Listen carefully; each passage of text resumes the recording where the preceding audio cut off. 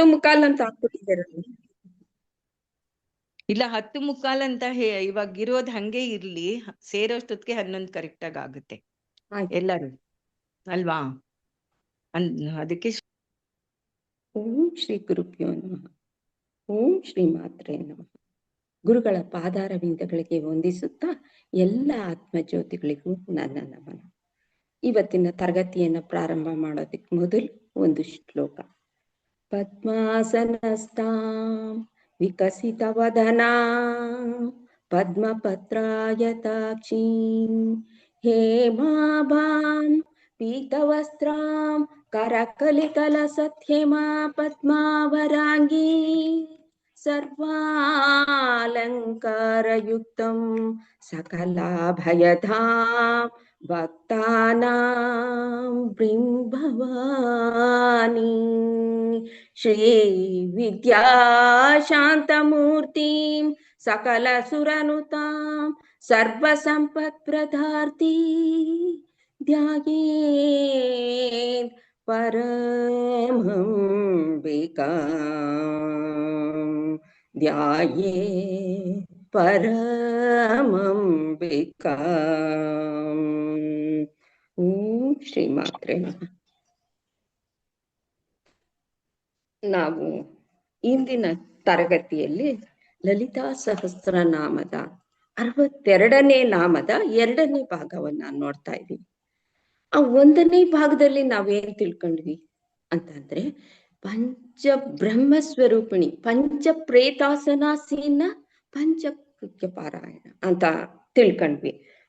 ಅಂತಂದ್ರೆ ಅಮ್ಮ ಈ ಪಂಚ ಪ್ರೇತಗಳನ್ನ, ಈ ಪಂಚಭೂತಗಳನ್ನ, ಪಂಚಬ್ರಹ್ಮರನ್ನ ಆಸನ ಮಾಡ್ಕೊಂಡು ಅದ್ರ ಮೇಲೆ ಚೈತನ್ಯ ಸ್ವರೂಪಳಾಗಿ ಕುಳಿತು ಈ ಜೀವರಲ್ಲಿ, ಈ ಜಗತ್ತಿನಲ್ಲಿ ಚೈತನ್ಯ ರೂಪಳಾಗಿ ಎಲ್ಲವನ್ನ ನಡೆಸ್ತಾ ಇದ್ದಾಳೆ.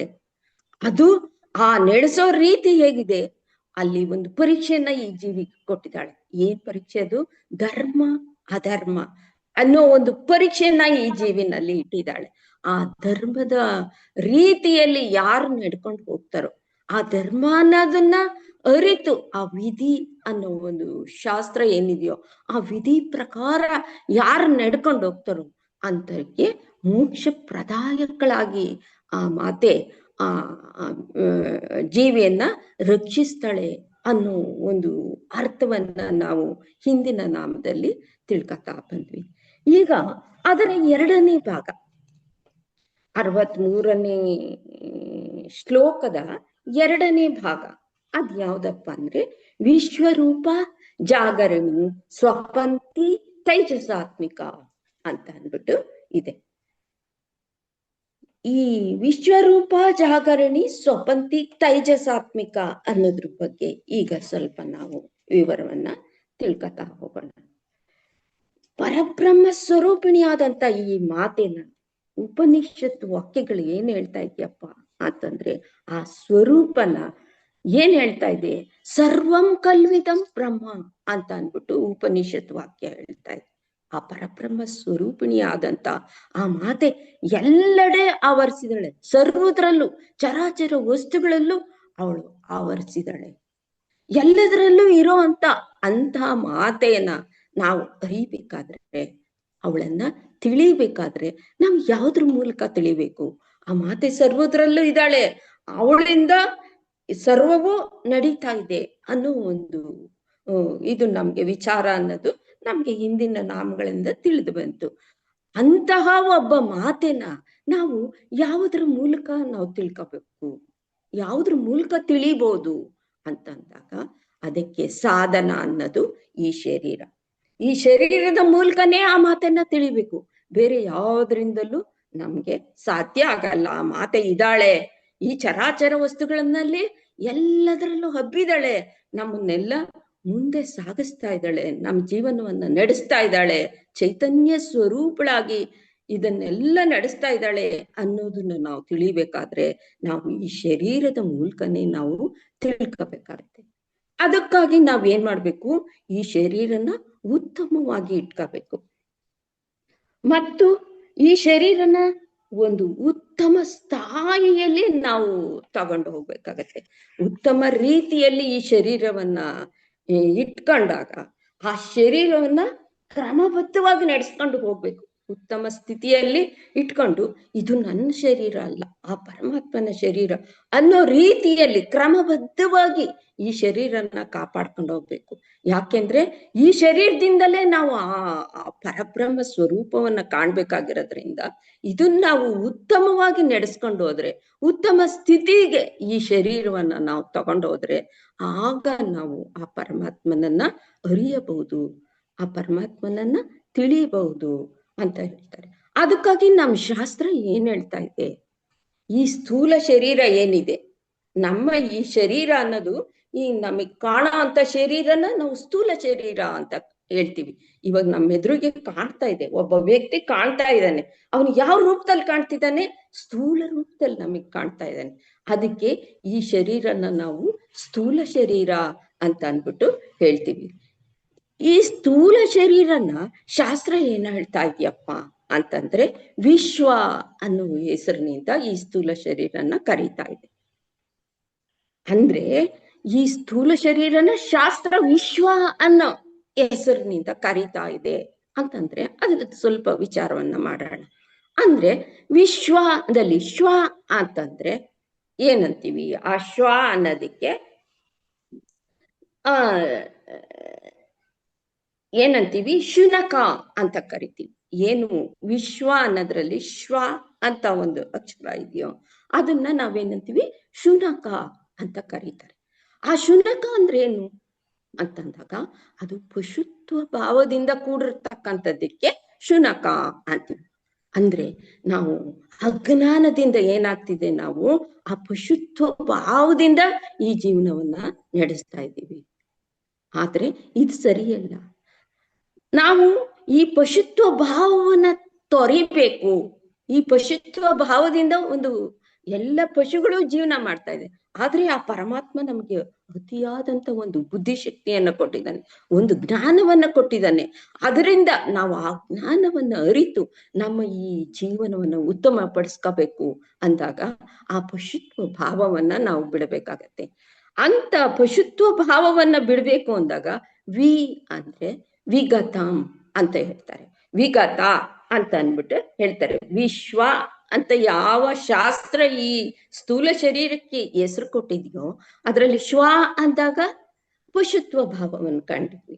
ಅದೇ ವಿ ಅಂದಾಗ ಅದನ್ನ ವಿಗತಂ ಅಂತ ಹೇಳ್ತಾರೆ. ಅಂದ್ರೆ ಆ ಪಶುತ್ವ ಭಾವ ಅನ್ನೋದು ಏನಿದೆಯೋ ಅದನ್ನ ಕಳ್ಕೊಂಡು ಆ ಪಶುತ್ವ ಭಾವವನ್ನ ತೊರೆದು ಒಂದು ಉತ್ತಮವಾದ ಒಂದು ಸ್ಥಿತಿಯನ್ನ, ಒಂದು ಜ್ಞಾನದ ಒಂದು ಸ್ಥಿತಿಯನ್ನ ಹೊಂದೋದಕ್ಕೆ ವಿಗತ ಅಂತ ಹೇಳ್ತಾರೆ. ಅದಕ್ಕೆ ಈ ಶರೀರವನ್ನ ಏನ್ ಹೇಳಿದ್ರು? ಇದು ವಿಶ್ವ ಅಂತ ಹೆಸರು ಕೊಟ್ರು. ಆ ವಿಶ್ವ ಅನ್ನೋದು ಏನಾಗಿದೆ ಈ ಶರೀರದಲ್ಲಿ? ಆ ಪರಮಾತ್ಮೆಯ, ಆ ಪರಬ್ರಹ್ಮ ಸ್ವರೂಪಿಣಿಯ ಚೈತನ್ಯ. ಆ ಚೈತನ್ಯಕ್ಕೆ ವಿಶ್ವ ಅಂತ ಅಂದ್ಬಿಟ್ಟು ಶಾಸ್ತ್ರದಲ್ಲಿ ಹೆಸರನ್ನ ಕೊಟ್ಟಿದ್ದಾರೆ. ಈಗ ನಮ್ಮ ಶರೀರ ಅನ್ನೋದಿದೆ, ನಾವು ಮಾಂಸ, ಮೂಳೆ, ರಕ್ತ ಇವುಗಳನ್ನ ತುಂಬ್ಕೊಂಡಿದೀವಿ. ಆದ್ರೆ ಬರೀ ಇದೇ ಇದ್ದಾಗ ಏನಾಗುತ್ತೆ? ಇದು ನಿಷ್ಕ್ರಿಯ, ಇದು ಪ್ರಯೋಜನಕ್ಕೆ ಬರಲ್ಲ, ಇದು ತಟಸ್ಥ ಆಗ್ಬಿಟ್ಟಿರುತ್ತೆ. ಅವಾಗ ಏನು ಇದಕ್ಕೆ ಕಾರ್ಯಾಚರಣೆನೇ ಇರಲ್ಲ. ಅದರಲ್ಲಿ ಆ ಚೈತನ್ಯ ಅನ್ನೋ ಒಂದು ಇದು ಬಂದಾಗಲೇ ಆವಾಗ ಅದು ಕಾರ್ಯವನ್ನ ನಡೆಸಕ್ಕೆ ಶುರು ಮಾಡುತ್ತೆ.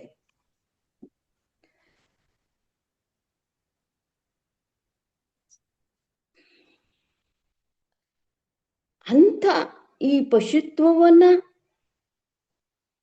ನೀಗಿಸಿ ಒಂದು ಉತ್ತಮವಾದ ಒಂದು ಜೀವನವನ್ನ ನಡೆಸೋದಿಕ್ಕೆ ಆ ಮಾತೆ ನಮ್ಮ ಈ ಒಂದು ಸ್ಥೂಲ ಶರೀರದಲ್ಲಿ ಚೈತನ್ಯ ರೂಪಳಾಗಿದ್ದಾಳೆ. ಯಾವ ಹೆಸರಿನಿಂದ? ವಿಶ್ವ ಅನ್ನೋ ಹೆಸರಿನಿಂದ ಅವಳು ಚೈತನ್ಯ ರೂಪಗಳಾಗಿ ನಮ್ಮ ಈ ಇದನ್ನ ನಡೆಸ್ತಾ ಇದ್ದಾಳೆ. ಅಂತಂದ್ರೆ ನಮ್ಮ ಶರೀರ ಅನ್ನೋದು ಏನಾಗಿದ್ಯಪ್ಪ ಅಂದ್ರೆ ನಾವು 3 ಶರೀರಗಳನ್ನ ಹೊಂದಿದ್ದೀವಿ. ನಾವ್ ಅನ್ಕೊಂತೀವಿ, ಈಗ ನೋಡಿದಾಗ ಒಬ್ಬ ವ್ಯಕ್ತಿನ ಅವನ ಶರೀರ ಅಂತ ಅನ್ಕೊಂಡ್ಬಿಡ್ತೀವಿ. ಆದ್ರೆ ಆ ಶರೀರದಲ್ಲಿ 3 ಅವಸ್ಥೆಗಳನ್ನ ನಾವು ಕಾಣ್ತಾ ಹೋಗ್ತೀವಿ. 3 ಅವಸ್ಥೆಗಳಿದೆ. ಯಾವ್ಯಾವ್ದು ಅಂದ್ರೆ ಜಾಗೃತಾವಸ್ಥೆ, ಸ್ವಪ್ನಾವಸ್ಥೆ, ಸುಷುಪ್ತಿಯ ಅವಸ್ಥೆ ಅನ್ನೋ ಒಂದು 3 ಅವಸ್ಥೆಗಳು ಈ ಶರೀರದಲ್ಲಿ ನಾವು ಕಾಣ್ತೀವಿ. ಸ್ಥೂಲ ಶರೀರ, ಸೂಕ್ಷ್ಮ ಶರೀರ, ಕಾರಣ ಶರೀರ ಅಂತ ಏನ್ ಹೇಳ್ತೀವೋ 3 ಶರೀರ ಇದೆ ಅಂತ, ಅದರಲ್ಲಿ ನಾವು ಈ 3 ಅವಸ್ಥೆಗಳನ್ನು ಕೂಡ ಕಾಣ್ತಾ ಹೋಗ್ತೀವಿ. ಯಾವುದು? ಸ್ವಪ್ನಾವಸ್ಥೆ, ಜಾಗೃತಾವಸ್ಥೆ ಮತ್ತು ಸುಷುಪ್ತಿಯ ಅವಸ್ಥೆಗಳನ್ನ ಕೂಡ ನಾವು ಕಾಣ್ತಾ ಹೋಗ್ತೀವಿ ಈ ಶರೀರದಲ್ಲಿ. ಇಂಥ ಒಂದು 3 ಏನ್ ಶರೀರಗಳು ಅಂತ ಅಂದಾಗ ನಾವು ಅದನ್ನ ಬೇರೆ ಬೇರೆಯಾಗಿ ಕಾಣಲ್ಲ. ಈ ಶರೀರದಲ್ಲಿ 3 ಭಾಗಗಳಿದೆ ಅಂತ ನಮಗ್ ಗೊತ್ತಾಯ್ತಲ್ವಾ? ಆ 3 ಭಾಗ ಇದ್ದಾಗ ಓ ಅದ್ ಬೇರೆ ಇದ್ ಬೇರೆ, ಆ ಅವಸ್ಥೆ ಬೇರೆ ಈ ಅವಸ್ಥೆ ಬೇರೆ ಅಂತ ನಾವು ಬೇರೆ ಮಾಡಕ್ಕಾಗಲ್ಲ. ಯಾಕೆಂದ್ರೆ ಅದು ಪೂರ್ಣವಾದಂಥದ್ದು.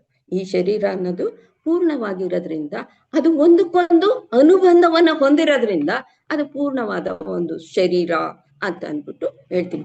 ಯಾವುದೇ ಒಂದು ಇದನ್ನ ತಗೊಂಡ್ರು, ನಾವು ಭಾಗಗಳನ್ನ ಮಾಡಿದ್ರು ಅದರಲ್ಲಿ ಒಂದಕ್ಕೊಂದಕ್ಕೆ ಅನುಬಂಧ ಇರುತ್ತೆ. ಆದ್ರಿಂದ ಇದನ್ನ ನಾವು ಪೂರ್ಣವಾದಂತ ಒಂದು ಶರೀರ, 3 ಅವಸ್ಥೆಗಳು ಮತ್ತೆ 3 ಶರೀರಗಳು ಇದ್ರೂ ಇದು ಒಂದೇ ಅಂತ ಅಂದ್ಬಿಟ್ಟು ನಾವು ಹೇಳ್ತಾ ಹೋಗ್ತೀವಿ. ಇದಕ್ಕೆ ಒಂದು ಉದಾಹರಣೆ ಏನಪ್ಪಾ ಅಂತಂದ್ರೆ, ಆ ರೀತಿ ಇದ್ದಾಗ ಏನಾಗುತ್ತೆ, ಈ ಚೈತನ್ಯ ಅನ್ನೋದು ಈಗ 3 ಅವಸ್ಥೆ ಅಂತ ಹೇಳಿದ್ವಿ. ಜಾಗೃತಾವಸ್ಥೆ, ಸ್ವಪ್ನಾವಸ್ಥೆ, ಸುಷುಪ್ತಿ ಅವಸ್ಥೆ ಅಂತ ಅಂದ್ಬಿಟ್ಟು 3 ಅವಸ್ಥೆ ಅಂತ ಹೇಳಿದಾಗ ಈ 3ರಲ್ಲೂ ಯಾರಿದ್ದಾರೆ ಅಂದ್ರೆ ಆ ಪರಬ್ರಹ್ಮನ ಚೈತನ್ಯ ಅನ್ನೋದು ಇದೆ. ಈ 3ರಲ್ಲೂ ಅದು ಒಂದೇ ಇರೋದು. ಆದ್ರೆ ಒಂದೊಂದ್ರಲ್ಲೂ ಅದು ಕೆಲಸ ಮಾಡ್ಬೇಕಾದ್ರೆ, ಯಾವಾಗ ಈ ಜಾಗೃತಾವಸ್ಥೆಯಲ್ಲಿ ಕೆಲಸ ಮಾಡ್ಬೇಕಾದ್ರೆ ಅಲ್ಲಿ ಒಂದು ಹೆಸರನ್ನು ತಗೊಳತ್ತೆ, ಮತ್ತೆ ಸುಪ್ತಾವಸ್ಥೆಗೆ ಹೋದಾಗ ಅಲ್ಲಿ ಒಂದು ಹೆಸರನ್ನು ಪಡೆಯುತ್ತೆ, ಮತ್ತೆ ಸುಷುಪ್ತಿ ಅವಸ್ಥೆಗೆ ಹೋದಾಗ ಅಲ್ಲಿ ಒಂದು ಹೆಸರನ್ನ ಈ ಚೈತನ್ಯ ಅನ್ನೋದು ಪಡ್ಕೊಳತ್ತೆ. ಆದ್ರೆ ಇದು ಇರೋದು ಒಂದೇ ಚೈತನ್ಯ. ಆ ಒಂದೇ ಚೈತನ್ಯ ಇದೆ ಅನ್ನೋದಕ್ಕೆ ನಮ್ಮ ಒಂದು ಉದಾಹರಣೆ ಮೂಲಕ ನಾವು ಅದನ್ನ ಅರಿಯೋಣ. ಹೇಗೆ ಅಂತಂದ್ರೆ, ಈಗ ಒಬ್ಬ ಯಜಮಾನ ಇರ್ತಾನೆ, ಮನೆಗೆ ಒಬ್ಬ ಯಜಮಾನ ಇದ್ದಾನೆ ಅಂತ ಅನ್ಕೊಳ್ಳಿ. ಆ ಯಜಮಾನನ್ನ ಮನೆಯಲ್ಲಿ ಆ ಹೆಂಡತಿಗೆ ಏನಂತಾಳೆ, ಅವಳನ್ನ ಗಂಡ ಅಥವಾ ಪತಿ ಅಂತ ಕರೀತಾಳೆ. ಅದೇ ಮಕ್ಳಿಗೆ ಏನನ್ನತ್ವೆ, ಅಪ್ಪ ಅಂತ ಕರೀತೀವಿ. ಅದೇ ಅವ್ನ ಕೆಲಸ ಮಾಡಕ್ಕೋಸ್ಕರ, ಜೀವನ ನಡೆಸೋದಕ್ಕೆ ಕೆಲಸ ಮಾಡ್ಲೇಬೇಕಲ್ವಾ, ಆ ಕೆಲಸ ಮಾಡಕ್ಕೆ ಹೊರಗಡೆ ಹೋದಾಗ, ಆಫೀಸ್ಗೆ ಹೋದಾಗ ಅವನನ್ನ ಅಧಿಕಾರಿ ಅಂತ ಕರೀತಾರೆ. ಅದೇ ಅವನು ಈ ಮನೆಗ್ ಸಾಮಾನುಗಳನ್ನ ತರ್ಬೇಕು, ಮನೆ ವ್ಯವಹಾರನ ನೋಡ್ಕೋಬೇಕು, ಹಾಗಾದಾಗ ಅವನನ್ನ ವ್ಯಾಪಾರಸ್ಥ ಅಂತ ಕರೀತಾರೆ. ಇರೋನು ಒಬ್ನೇ ವ್ಯಕ್ತಿ, ಆ ಮನೆ ಯಜಮಾನ ಒಬ್ನೇ ಆದ್ರೂ ಅವನು ಮಾಡ್ತಕ್ಕಂತ ಒಂದು ಕಾರ್ಯಗಳ ಮೂಲಕ ಅವನನ್ನ ನಾವು ಭೇದವಾಗಿ ಕಾಣ್ತಾ ಹೋಗ್ತೀವಿ, ಅವನಿಗೊಂದೊಂದು ಹೆಸರನ್ನ ಕೊಡ್ತಾ ಹೋಗ್ತೀವಿ. ಅದೇ ರೀತಿ ಈ ಚೈತನ್ಯ ಕೂಡ ಈ ದೇಹದಲ್ಲಿ ಒಂದೇ ಆಗಿದ್ರು ಕೂಡ ಒಂದೊಂದು ಅವಸ್ಥೆನಲ್ಲೂ ಒಂದೊಂದು ಹೆಸರನ್ನ ಪಡಿತಾ ಹೋಗುತ್ತೆ ಅಂತ ಅಂದ್ಬಿಟ್ಟು ನಮ್ಮ ಶಾಸ್ತ್ರ ಹೇಳ್ತಾ ಇದೆ. ಇಂಥ ಒಂದು ಅವಸ್ಥೆನ ಏನಂತೀವಿ, ಇದರಲ್ಲಿ ಜಾಗೃತಾವಸ್ಥೆಯಲ್ಲಿ ವಿಶ್ವ ಅಂತ ಕರಿತೀವಿ, ಸ್ವಪ್ನಾವಸ್ಥೆಯಲ್ಲಿ ತೈಜಸಾತ್ಮಿಕ ಅಂತ ಕರಿತೀವಿ, ಈ ಸುಪ್ತಾವಸ್ಥೆಯಲ್ಲಿ ಪ್ರಾಜ್ಞ ಅಂತ ಅಂದ್ಬಿಟ್ಟು ಈ ಚೈತನ್ಯಕ್ಕೆ ಹೆಸರನ್ನ ಕೊಟ್ಟಿದ್ದಾರೆ. ಮುಂದಿನ ನಾಮ ಜಾಗರಣಿ ಅಂತ ನೋಡೋಣ. ಜಾಗರಣಿ ಅಂತಂದ್ರೆ ಏನಪ್ಪಾ ಅಂತಂದಾಗ, ಈ ಜಾಗೃತಾವಸ್ಥೆ ಒಳಗೆ ನಾವಿದ್ದೀವಿ. ನಾವಿರೋದ್ ಯಾಕೆ, ಇವಾಗ ಈ ಸ್ಥೂಲ ಶರೀರದ ಮೂಲಕ ನಾವೆಲ್ಲಿದ್ದೀವಿ, ಈ ಜಾಗೃತಾವಸ್ಥೆಯಲ್ಲಿ ಇದೀವಿ. ಈ ಜಾಗೃತಾವಸ್ಥೆಯಲ್ಲಿ ನಮಗ್ ಕಾಣ್ತಾ ಇದೆ, ಈ ಶರೀರ ಅನ್ನೋದ್ ಕಾಣ್ತಾ ಇದೆ, ನಮ್ಗೆ ಈ ಪ್ರಪಂಚ ಅನ್ನೋದ್ ಕಾಣ್ತಾ ಇದೆ, ಎಲ್ಲವೂ ಕಾಣ್ತಾ ಇದೆ. ಅದ್ರಿಂದ ಇದು ಜಾಗೃತಾವಸ್ಥೆ ಅಂತ ಹೇಳ್ತೀವಿ. ಈ ಜಾಗೃತಾವಸ್ಥೆ ಒಳಗೆ ಏನಾಗ್ತಿದ್ಯಪ್ಪ ಅಂದ್ರೆ, ಇಂದ್ರಿಯಗಳ ಮೂಲಕ, ಇಂದ್ರಿಯಗಳ ಒಂದು ಅನುಬಂಧವನ್ನ ಹೊಂದಿ ಆ ಚೈತನ್ಯ ಅನ್ನೋದು ಕಾರ್ಯವನ್ನ ಮಾಡ್ತಾ ಹೋಗ್ತಾ ಇದೆ. ಈ ಚೈತನ್ಯಕ್ಕೆ ಏನ ನಾವು ಈ ವಿಶ್ವ ಅಂತ ಕರೆದ್ವಿ, ಅದನ್ನ ಈ ಲಲಿತಾ ಸಹಸ್ರನಾಮದಲ್ಲಿ ನಾವು ಈ ಸ್ಥೂಲ ಶರೀರವನ್ನ ವಿಶ್ವ ಅಂತ ಕರೆದ್ವಿ. ಅದೇ ಮಾಂಡಕ್ಯೋಪನಿಷತ್ತಿನಲ್ಲಿ ಇದನ್ನ ವೈಶಾನರ ಅಂತ ಅಂದ್ಬಿಟ್ಟು ಹೇಳ್ತಾರೆ. ಆದ್ರೆ ಇದಕ್ಕೂ ಅದಕ್ಕೂ ಬೇರೆ ಇಲ್ಲ, ಎಲ್ಲ ಒಂದೇ. ಆದ್ರೆ ಹೇಳೋ ರೀತಿನಲ್ಲಿ ಅದು ಬೇರೆ ಬೇರೆಯಾಗಿ ನಮ್ಗೆ ಕಾಣ್ ಬರ್ತಾ ಇದೆ. ಇವೆರಡಕ್ಕೂ ಯಾವುದೇ ಒಂದು ವ್ಯತ್ಯಾಸ ಅನ್ನೋದು ಇಲ್ಲ. ಈ ವಿಶ್ವ ಅನ್ನೋದು, ಈ ಚೈತನ್ಯ ಎಲ್ಲಿದೆ? ಈ ಬಾಹ್ಯ ಪ್ರಪಂಚದಲ್ಲಿ, ಈ ಬಾಹ್ಯದ ಇಂದ್ರಿಯಗಳ ಜೊತೆ ಅನುಬಂಧವನ್ನ ಮಾಡ್ಕೊಂಡು ಅದ್ ಕೆಲಸ ಮಾಡ್ತಾ ಇದೆ. ಈ ಬಾಹ್ಯ ಪ್ರಪಂಚದಲ್ಲಿ ಇದಿರೋದ್ರಿಂದ ಏನಾಗತ್ತೆ, ಈ ಇಂದ್ರಿಯಗಳೆಲ್ಲ ಈ ಬಾಹ್ಯದ ಆಹಾರದ ಕಡೆಗೆ ಒಲವನ್ನ ತೋರಿಸಿ ಆ ಕಡೆನೆ ಓಡ್ತಾ ಇರುತ್ತೆ ಇಂದ್ರಿಯಗಳು. ಈ ಬಾಹ್ಯದ ವಸ್ತುಗಳ ಕಡೆನೆ ಆ ಆಹಾರವನ್ನ ಪಡೆಯೋದಕ್ಕೆ ಓಡ್ತಾ ಇರುತ್ತೆ ಈ ಇಂದ್ರಿಯಗಳು. ಅಂತಂದ್ರೆ ಈಗ ನಾವು ಏನು ಶಬ್ದ ಆಲಿಸ್ತಾ ಇದ್ದೀವೋ, ಆ ಆಲಿಸೋದನ್ನ ನಾವು ಯಾವ್ದ್ರಿಂದ ಮಾಡ್ತೀವಿ? ಯಾವ್ದ್ರಿಂದ ಕೇಳ್ತೀವಿ ಆ ಶಬ್ದವನ್ನ? ಇಂದ್ರಿಯಗಳು ಯಾವುದು, ಅದಕ್ಕೆ ಇಂದ್ರಿಯ ಯಾವುದು ಅಂದಾಗ ಈ ಕಿವಿ ಮೂಲಕ ಆ ಶಬ್ದವನ್ನ ಆಲಿಸ್ತೀವಿ. ಅದೇ ಈ ಕಣ್ಣು, ಈ ಕಣ್ಣಿನ ಮೂಲಕ ಈ ಪ್ರಪಂಚನೆಲ್ಲ ನಾವು ನೋಡ್ತೀವಿ. ಹೊರಗಿನ ಏನ್ ಈ ಜಗತ್ತಿದೆಯೋ ಇದನ್ನೆಲ್ಲವನ್ನು ಈ ಇಂದ್ರಿಯದ, ಈ ಕಣ್ಣು ಅನ್ನೋ ಇಂದ್ರಿಯದ ಮೂಲಕ ನಾವು ನೋಡ್ತೀವಿ. ಅದೇ ಒಂದು ವಸ್ತುವಿನ ನಾವು ಮುಟ್ಟು ನೋಡಿದಾಗ, ಅದರಲ್ಲಿ ಸ್ಪರ್ಶದ ಯಾವುದೇ ಒಂದು ವಸ್ತುವಿನ ನಾವು ಮುಟ್ಟಿ ನೋಡಿದಾಗ ಆ ಸ್ಪರ್ಶದ ಅನುಭವವನ್ನ ನಾವು ಹೊಂದುತ್ತೀವಿ. ಅದೇ ಒಂದು ಸ್ವಾದವನ್ನ ನಾವು ಅರಿಬೇಕು ಅಂದಾಗ ಯಾವ್ದ್ರ ಮೂಲಕ ಅರಿತೀವಿ? ಈ ನಾಲಿಗೆ ಮೂಲಕ ಆ ಸ್ವಾದವನ್ನ ಅರಿತಾ ಹೋಗ್ತೀವಿ. ಈ ರೀತಿಯಲ್ಲಿ ಈ ಎಚ್ಚರದ ಸ್ಥಿತಿ ಒಳಗೆ ನಾವು ಈ ಇಂದ್ರಿಯಗಳ ಮೂಲಕ ಎಲ್ಲ ಕಾರ್ಯಗಳನ್ನ ನಾವು ಮಾಡ್ತಾ ಹೋಗುತ್ತೀವಿ. ಹೀಗ್ ಮಾಡ್ತಾ ಹೋದಾಗ ಏನಾಗುತ್ತೆ, ಇದು ಬಾಹ್ಯದ ಕಡೆಗೆ ನಮ್ಮನ್ನ ಎಳಿತಾ ಇರುತ್ತೆ. ಬಾಹ್ಯದ ಜಗತ್ತೇನಿದೆ ಅದನ್ನ ನೋಡ್ಬೇಕು, ಇದನ್ ತಿನ್ಬೇಕು, ಅದನ್ ಮಾಡ್ಬೇಕು, ಇದನ್ ಮಾಡ್ಬೇಕು ಅನ್ನೋ ಈ ಒಂದು ಬಾಹ್ಯದ ಕಡೆಗೆ ನಮ್ಮ ಒಂದು ಇದನ್ನ ಎಳಿತಾ ಹೋಗುತ್ತೆ. ನಾವು ಅಂತರ್ಮುಖತೆಯನ್ನ ಹೊಂದ್ಬೇಕು, ಆ ಪರಮಾತ್ಮನನ್ನ ನಾವು ತಿಳಿಬೇಕು. ಅದನ್ನ ತಿಳಿಬೇಕಾದ್ರೆ ಈ ಬಾಹ್ಯ ಜಗತ್ತಿನಿಂದ ಆಗಲ್ಲ. ಅದನ್ನ ತಿಳಿಬೇಕು ಅಂದಾಗ ನಾವು ಅಂತರ್ಮುಖತೆಯನ್ನ ಹೊಂದಬೇಕು ಅಂದಾಗ ನಾವೇನ್ ಮಾಡ್ಬೇಕಾಗತ್ತೆ? ಈ ಇಂದ್ರಿಯಗಳು ಏನು ಓಡ್ತಾ ಇದೆಯೋ ಈ ಹೊರಗಿನ ಜಗತ್ತಿನಲ್ಲಿ, ಎಲ್ಲ ಆಹಾರಕ್ಕಾಗಿ ತಪಿಸ್ತಾ ಇದೆಯೋ ಇದನ್ನ ನಾವು ನಿಗ್ರಹ ಮಾಡ್ಬೇಕಾಗತ್ತೆ. ಈ ಇಂದ್ರಿಯಗಳನ್ನ ನಿಗ್ರಹ ಮಾಡಿದಾಗ ಮಾತ್ರ ನಾವು ಅಂತರ್ಮುಖವಾಗಿ ಪರಮಾತ್ಮನನ್ನ ನೋಡೋದಕ್ಕೆ ಸಾಧ್ಯ ಆಗತ್ತೆ. ಈ ವಿಶ್ವ ರೂಪ ಅನ್ನೋದು, ಈ ಚೈತನ್ಯ ಅನ್ನೋದು ಏನಿದೆ, ಇದು ಬಾಹ್ಯದಲ್ಲಿ 19 ಅಂಶಗಳಿಂದ ಕೂಡಿದೆಯಂತೆ. ಈ ಚೈತನ್ಯ ಅನ್ನೋದು 19 ಅಂಶಗಳ ಮೂಲಕ ತನ್ನ ಕಾರ್ಯವನ್ನ ನಿರ್ವಹಿಸ್ತಾ ಇದೆ. ಅದೇ ರೀತಿ ಈ ಪಿಂಡಾಂಡದಲ್ಲೂ ಕೂಡ 19 ಅಂಶಗಳು ಇದೆ. ಅದ್ರ ಮೂಲಕ ಕಾರ್ಯ. ಈ ಪಿಂಡಾಂಡ ಅಂದಾಗ ಈ ಶರೀರವನ್ನ ನಾವು ಪಿಂಡಾಂಡ ಅಂತ ಕರಿತೀವಿ. ಈ ಹೊರಗಿನ ಜಗತ್ತನ್ನ ಬ್ರಹ್ಮಾಂಡ ಅಂತ ನಿಮ್ಗೆಲ್ರಿಗೂ ಗೊತ್ತೈತೆ. ಆ ರೀತಿಯಲ್ಲಿ ಈ ಪಿಂಡಾಂಡದಲ್ಲೂ ಕೂಡ ನಾವು 19 ಅಂಶಗಳನ್ನ ನಾವು 19 ಅಂಶಗಳ ಮೂಲಕ ಈ ಚೈತನ್ಯ ಅನ್ನೋದು ಕಾರ್ಯನಿರ್ವಹಿಸ್ತಾ ಹೋಗುತ್ತೆ. ಅದ್ಯಾವ್ದಪ್ಪ ಅಂತಂದ್ರೆ 5 ಪಂಚೇಂದ್ರಿಯಗಳು, 5 ಜ್ಞಾನೇಂದ್ರಿಯಗಳು, 4 ಅಂತಃಕರಣ, ಬುದ್ಧಿ, ಚಿತ್ತ, ಅಹಂಕಾರ, ಮನಸ್ಸು. ಈ 4 ಅಂತಃಕರಣ ಇವುಗಳ ಮೂಲಕ ಏನ್ ಮಾಡುತ್ತೆ, ಈ ಬಾಹ್ಯದ ಏನು ಒಂದು ಕಾರ್ಯ ಇದೆಯೋ ಇದನ್ನ ನಿರ್ವಹಿಸ್ತಾ ಹೋಗುತ್ತೆ. ಅದಕ್ಕೆ ಇದನ್ನ ಸ್ಥೂಲ ಬುಕ್ ಅಂತ ಅನ್ಬಿಟ್ಟು ಕರೀತಾರೆ. ಅಂತಂದ್ರೆ ಈ ವಿಶ್ವರೂಪದಿಂದ ಈ ಚೈತನ್ಯ ಇಂದ್ರಿಯಗಳ ಇದಕ್ಕೆ ಸ್ಥೂಲ ಬುಕ್ ಅಂತ ಅಂದ್ಬಿಟ್ಟು ಕರೀತಾರೆ. ಆದ್ರೆ ಇದರಿಂದ ನಾವು ಅಂತರ್ಮುಖತೆಯನ್ನ ತಲುಪೋದಕ್ಕೆ ಸಾಧ್ಯ ಆಗಲ್ಲ. ಆದ್ರಿಂದ ಈ ವಿಶ್ವರೂಪ ಅನ್ನೋದು ಪ್ರಥಮ ಪಾದದಲ್ಲಿದೆ ಅಂತ ಅಂದ್ಬಿಟ್ಟು ಹೇಳ್ತಾರೆ. ಮುಂದಿನದು ಸ್ವಪಂತಿ ತೈಜಸಾತ್ಮಿಕ ಅಂತ ಅಂದ್ಬಿಟ್ಟು. ಮುಂದಿನ ನಾಮ ಸ್ವಪಂತಿ ತೈಜಸಾತ್ಮಿಕ.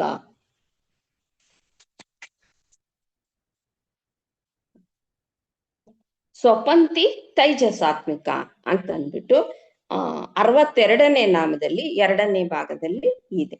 ಸ್ವಪಂತಿ ತೈಜಸಾತ್ಮಿಕ ಅಂತ ಅಂದ್ಬಿಟ್ಟು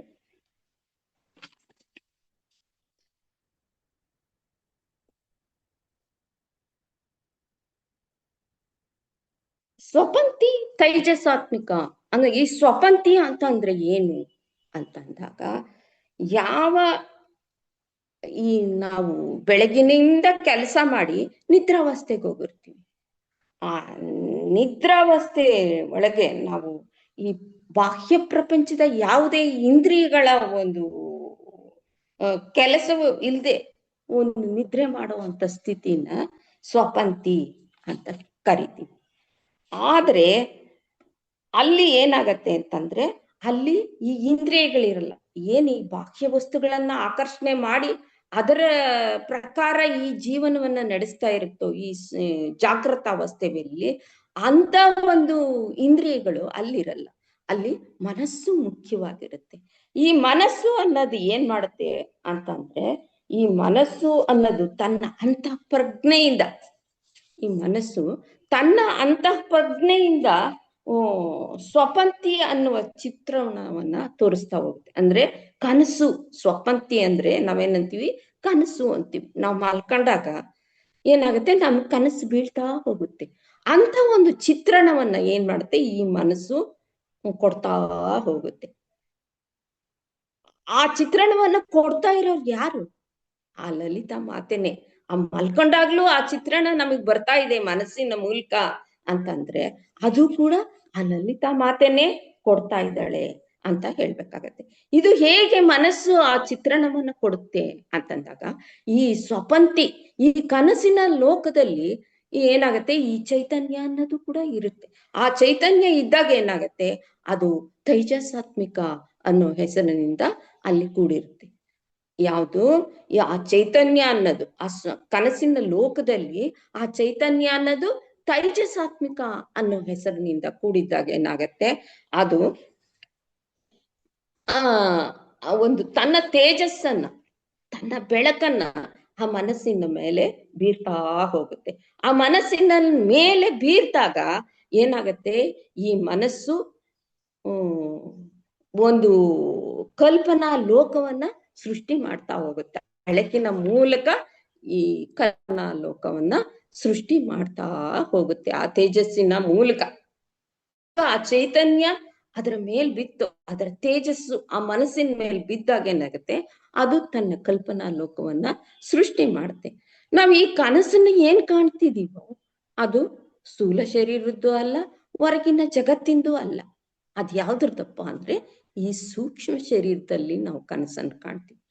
ಈಗ ಹೊರಗಡೆ ನಾವು ಇಂದ್ರಿಯಗಳ ಮೂಲಕ ಅದನ್ನೆಲ್ಲ ನೋಡಿದ್ವಿ. ನಾವು ಮಲ್ಕೊಂಡಾಗ ಏನಾಯ್ತು, ಆ ಇಂದ್ರಿಯಗಳೆಲ್ಲ ಸುಪ್ತಾ ಆಯ್ತು, ಅದ್ಯಾವುದು ಕೆಲಸ ಮಾಡ್ಲಿಲ್ಲ. ಒಳಗಡೆ ಇರೋ ಮನಸ್ಸು ಮಾತ್ರ ಇವಾಗ ಆ ತೈಜಸಾತ್ಮಿಕ ಅನ್ನೋ ಒಂದು ಬೆಳಕಿನಿಂದ ಕೆಲಸ ಮಾಡಕ್ಕೆ ಶುರು ಮಾಡ್ತು. ಅದನ್ನ ನಾವು ಯಾವ್ದ್ರಲ್ಲಿ ನೋಡ್ತಾ ಇದ್ದೀವಿ, ಈ ಸೂಕ್ಷ್ಮ ಶರೀರದಲ್ಲಿ ನೋಡ್ತಾ ಇದ್ದೀವಿ. ಆ ಸೂಕ್ಷ್ಮ ಶರೀರದಲ್ಲಿ ಆ ಮನಸ್ಸು ಏನ್ ಮಾಡುತ್ತೆ, ಮಿಥ್ಯವಾದಂತಹ ಕಲ್ಪನೆಗಳನ್ನ ತನ್ನ ಅಂತಃ ಪ್ರಜ್ಞೆಯಿಂದ ಆ ಮಿಥ್ಯವಾದಂತಹ ಕಲ್ಪನೆಗಳನ್ನ ಮಾಡ್ಕೊಂಡು ಕನಸಾಗಿ ಆ ಜೀವಿಗೆ ಕೊಡ್ತಾ ಹೋಗುತ್ತೆ. ಮನಸ್ಸು ಅನ್ನೋದು ಮಿಥ್ಯ ಅಂತ ಯಾಕೆ ಹೇಳ್ತಿದೀವಿ, ಆ ಮಿಥ್ಯವಾದಂತ ಕಲ್ಪನೆಗಳು ಅಂತ ಹೇಳಿದ್ವಿ. ಆ ಮಿಥ್ಯವಾದಂತ ಕಲ್ಪನೆಗಳನ್ನು ಮಾಡ್ಕೊಂಡು ಮನಸ್ಸು ಆ ಜೀವಿಗೆ ಕನಸನ್ನ ಕೊಡ್ತಾ ಹೋಗುತ್ತೆ ಅಂದ್ವಿ. ಮಿಥ್ಯ ಅಂತ ಇದನ್ನ ಯಾಕೆ ಹೇಳ್ತಾ ಇದ್ದೀವಪ್ಪ ಅಂತಂದಾಗ, ನಾವು ನಮ್ಮ ರೂಮಲ್ಲೇ ಮಲಗಿರ್ತೀವಿ, ನಮ್ಮ ಮನೆ ರೂಮಲ್ಲೇ ನಾವು ಮಲ್ಕೊಂಡಿರ್ತೀವಿ. ನಾವು ಮಲ್ಕೊಂಡ್ಮೇಲೆ ನಮಗ್ ಗೊತ್ತಾಗಲ್ಲ, ಅವಾಗ ಕನಸು ಬರುತ್ತೆ. ಆ ಕನಸಲ್ಲಿ ನಾವೇನ್ ಕಾಣ್ತೀವಿ, ನಾವೆಲ್ಲೋ ಕಾಶಿ ಒಳಗೋ ಅಥವಾ AC ರೂಮಲ್ಲೋ ಮಲಗ್ದಂಗೆ ನಮಗ್ ಕನಸು ಬೀಳುತ್ತೆ.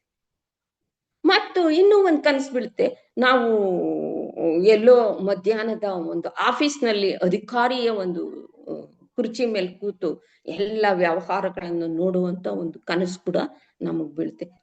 ತರ ಕಲ್ಪನೆಗಳು ಆ ಮನಸ್ಸು ಕಲ್ಪನೆ ಮಾಡ್ಕೊಂಡು ತನಗ್ ಬೇಕಾದಂತ ಕನಸುಗಳನ್ನ ಈ ಜೀವಿಗೆ ಕೊಡ್ತಾ ಹೋಗುತ್ತೆ.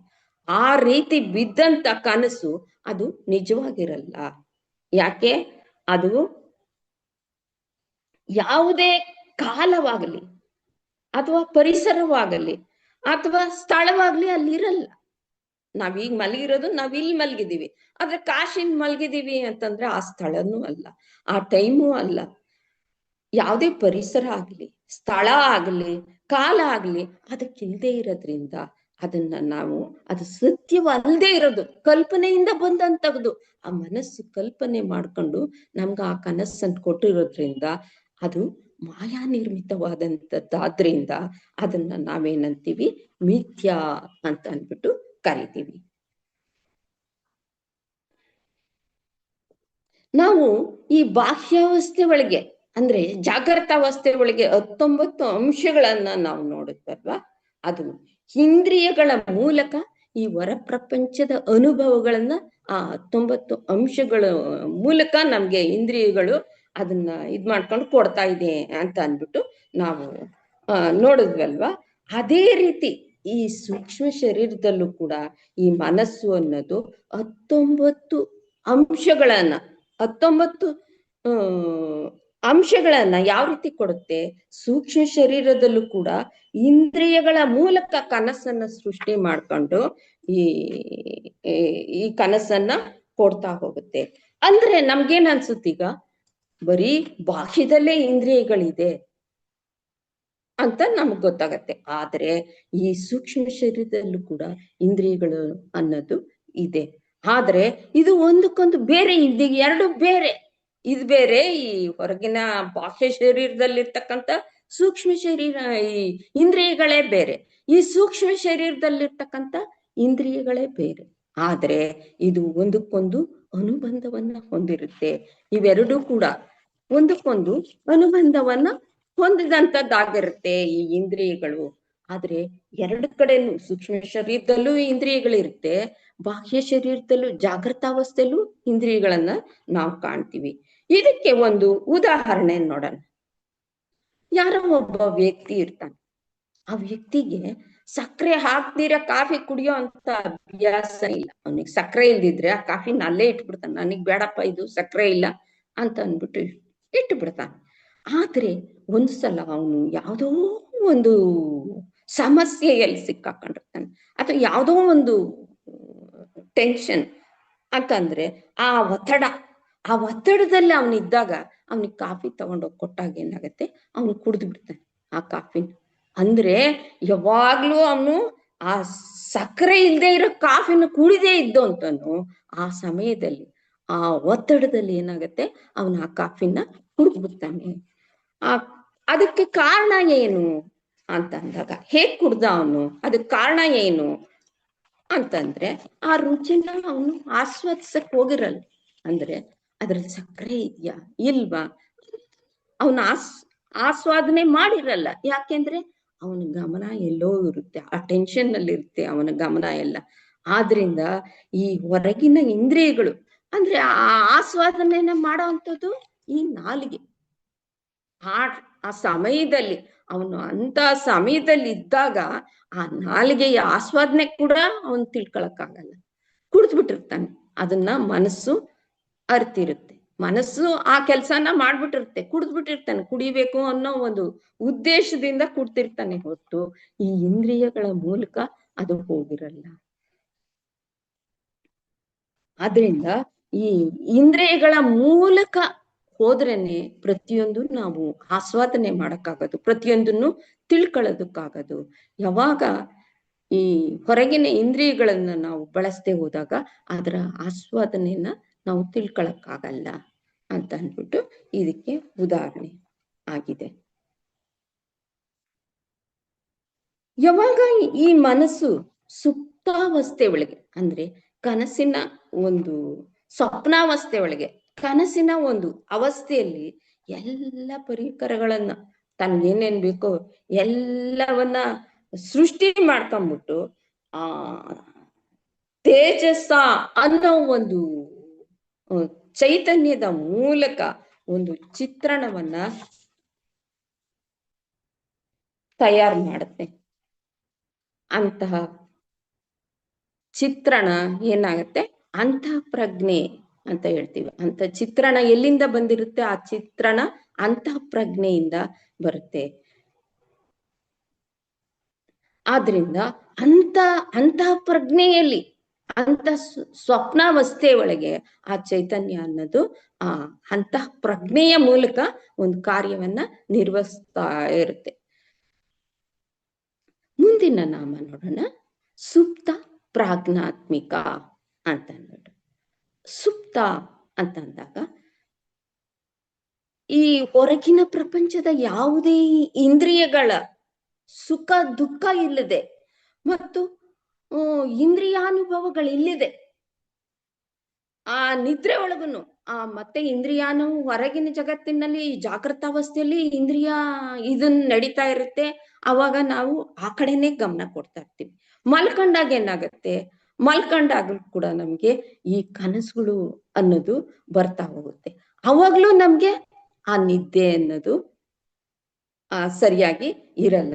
ಇವ್ಯಾವುದು ಇಲ್ದಿರ, ಈ ಕನಸುಗಳು ಇಲ್ದಿರ ಮತ್ತು ಆ ಇಂದ್ರಿಯ ಅನುಭವಗಳು ಕೂಡ ಇಲ್ದಿರ ಒಂದು ಗಾಢವಾದ ನಿದ್ದೆಯಲ್ಲಿ ಆನಂದವಾದ ಒಂದು ನಿದ್ದೆಯನ್ನ, ಆನಂದವಾದ ಒಂದು ಸುಖವನ್ನ ನಾವು ಅನುಭವಿಸ್ತೀವೋ ಅದಕ್ಕೆ ಸುಪ್ತ ಅಂತ ಕರಿತೀವಿ. ಆ ಅವಸ್ಥೆಗೆ ಸುಪ್ತಾವಸ್ಥೆ ಅಂತ ಅಂದ್ಬಿಟ್ಟು ಹೇಳ್ತಾರೆ. ಅದಕ್ಕೆ ಗಾಢ ನಿದ್ರೆ ಅಂತ ಕೂಡ ಹೇಳ್ತಾರೆ. ಆ ಗಾಢ ನಿದ್ದೆಯಲ್ಲಿದ್ದಾಗ, ಆ ಸುಪ್ತಾವಸ್ಥೆಯಲ್ಲಿದ್ದಾಗ ನಮ್ಗೆ ನಾನು ಯಾರು, ನಾನು ಈ ಕನಸಿನಲ್ಲಿದ್ದಾಗಾದ್ರೂ ನಾವ್ ಎಲ್ಲೋ ಇದ್ದೀವಿ ಏನು ಅನ್ನೋ ಒಂದು ವಿಚಾರನಾದ್ರೂ ನಮಗ್ ತಿಳಿತಾ ಇರುತ್ತೆ. ಆ ಕನಸು ಅನ್ನೋದು ಕಲ್ಪನೆ ಮಾಡ್ಕೊಂಡು ಯಾವ್ದೋ ವಿಚಾರನ್ನ, ಮಿಥ್ಯವಾದಂತ ವಿಚಾರವನ್ನ ತಿಳಿತಾ ಇರ್ತೀವಿ. ಆದ್ರೆ ಈ ಗಾಢ ನಿದ್ದೆಗೆ ಹೋದಾಗ ನಾವು ಆ ಮಿಥ್ಯವಾದ ವಿಚಾರ ಕೂಡ ಇಲ್ದಿರ, ಈ ಜಾಗೃತಾವಸ್ಥೆಯ ವಿಚಾರ ಕೂಡ ಇಲ್ದಿರ ನಾವು ನಾನ್ ಯಾರು, ನಾನು ಎಲ್ಲಿದ್ದೀನಿ, ನಾನು ಜೀವಿನ ಅನ್ನೋ ಒಂದು ಯಾವುದೇ ಒಂದು ಪ್ರಜ್ಞೆ ಕೂಡ ಅವನಿಗೆ ಆ ಸ್ಥಿತಿ ಒಳಗೆ ಇರಲ್ಲ. ಅಂತ ಆನಂದದಲ್ಲಿ ಅವನು ಇರ್ತಾನೆ. ಅಂದ್ರೆ ಆ ಅನುಭವಿಸೋ ಸಮಯದಲ್ಲಿ ನಾನು ಇಂಥ ಆನಂದವನ್ನ ಅನುಭವಿಸ್ತಿದ್ದೀನಿ ಅನ್ನೋ ಅನುಭವ ಕೂಡ ಅವನಿಗೆ ಆ ಸಮಯದಲ್ಲಿ ಇರಲ್ಲ. ಅದ್ ಯಾವಾಗ ತಿಳಿಯುತ್ತೆ ಅವನಿಗೆ? ಆ ಜಾಗೃತಾವಸ್ಥೆಗೆ ಬಂದಾಗ, ಎಚ್ಚರ ಆದಾಗ ಅವನಿಗೆ ನಾನು ಆನಂದವನ್ನು ಅನುಭವಿಸ್ದೆ ಅನ್ನೋ ಒಂದು ಗಮನ, ಒಂದು ಸ್ಥಿತಿ ಅವನಿಗೆ ಗೊತ್ತಾಗತ್ತೆ. ಅಂದ್ರೆ ಅವನಂತಾನೆ, ಅಯ್ಯೋ ನಂಗೆ ರಾತ್ರಿ ಎಂತ ನಿದ್ದೆ ಬಂದ್ಬಿಟ್ಟಿತ್ತಪ್ಪ, ಎಂತ ಸುಖವಾಗಿತ್ತು ನನ್ಗೆ ನಿದ್ರೆ, ತುಂಬಾ ಚೆನ್ನಾಗಿ ನಿದ್ದೆ ಮಾಡಿದೆ, ತುಂಬಾ ಆನಂದ ಆಯ್ತು ಅಂತ ಅಂದ್ಬಿಟ್ಟು ಎದ್ದ ಮೇಲೆ ಆ ಆನಂದವನ್ನ ಅವನ್ ಜಾಗೃತಾವಸ್ಥೆ ಒಳಗೆ ತಿಳಿಸ್ತಾನೆ. ಅಂದ್ರೆ ಆ ಗಾಢಾವಸ್ಥೆಯಲ್ಲಿ, ಆ ಗಾಢ ನಿದ್ರೆಯಲ್ಲಿ ಇವನು ಯಾವುದನ್ನು ಅರಿಯಕ್ಕಾಗಲ್ಲ. ಇದಕ್ ಕಾರಣ ಏನು ಅಂತಂದಾಗ, ಆ ಗಾಢ ನಿದ್ದೆ ಒಳಗೆ ಈ ಇಂದ್ರಿಯಗಳು ಕೂಡ ಕೆಲಸ ಮಾಡಲ್ಲ, ಮತ್ತೆ ಈ ಮನಸ್ಸು ಅನ್ನೋದೇನಿದೆ ಆ ಮನಸ್ಸು ಕೂಡ, ಆ ಸೂಕ್ಷ್ಮ ಶರೀರದ ಮನಸ್ಸು ಕೂಡ ಅಲ್ಲಿ ಕೆಲಸ ಮಾಡ್ತಿರಲ್ಲ. ಯಾವುದು ಇಲ್ಲದೆ ಇರೋದ್ರಿಂದ ಅಲ್ಲಿ ಕೇವಲ ಚೈತನ್ಯ. ಆ ಚೈತನ್ಯ ಅನ್ನೋದು ಒಂದೇ ಒಂದು ಇರುತ್ತೆ. ಆ ಚೈತನ್ಯದ ಬೆಳಕಿನಲ್ಲಿ ಅವನೇನ್ ಮಾಡ್ತಾನೆ, ಗಾಢವಾದ ನಿದ್ರೆಯನ್ನ ಮಾಡ್ತಾ ಹೋಗ್ತಾನೆ. ಅಂತ ಚೈತನ್ಯದ ಬೆಳಕನ್ನ ಇಲ್ಲಿ ಏನಂತ ಕರೀತಾ ಇದ್ದಾರಪ್ಪ ಅಂತಂದ್ರೆ ಪ್ರಾಜ್ಞಾ ಅಂತ ಅಂದ್ಬಿಟ್ಟು ಹೇಳ್ತಾ ಇದ್ದಾರೆ. ಆ ಚೈತನ್ಯಕ್ಕೆ ಪ್ರಾಜ್ಞಾ ಅಂತ ಅಂದ್ಬಿಟ್ಟು ಕರೀತಾರೆ.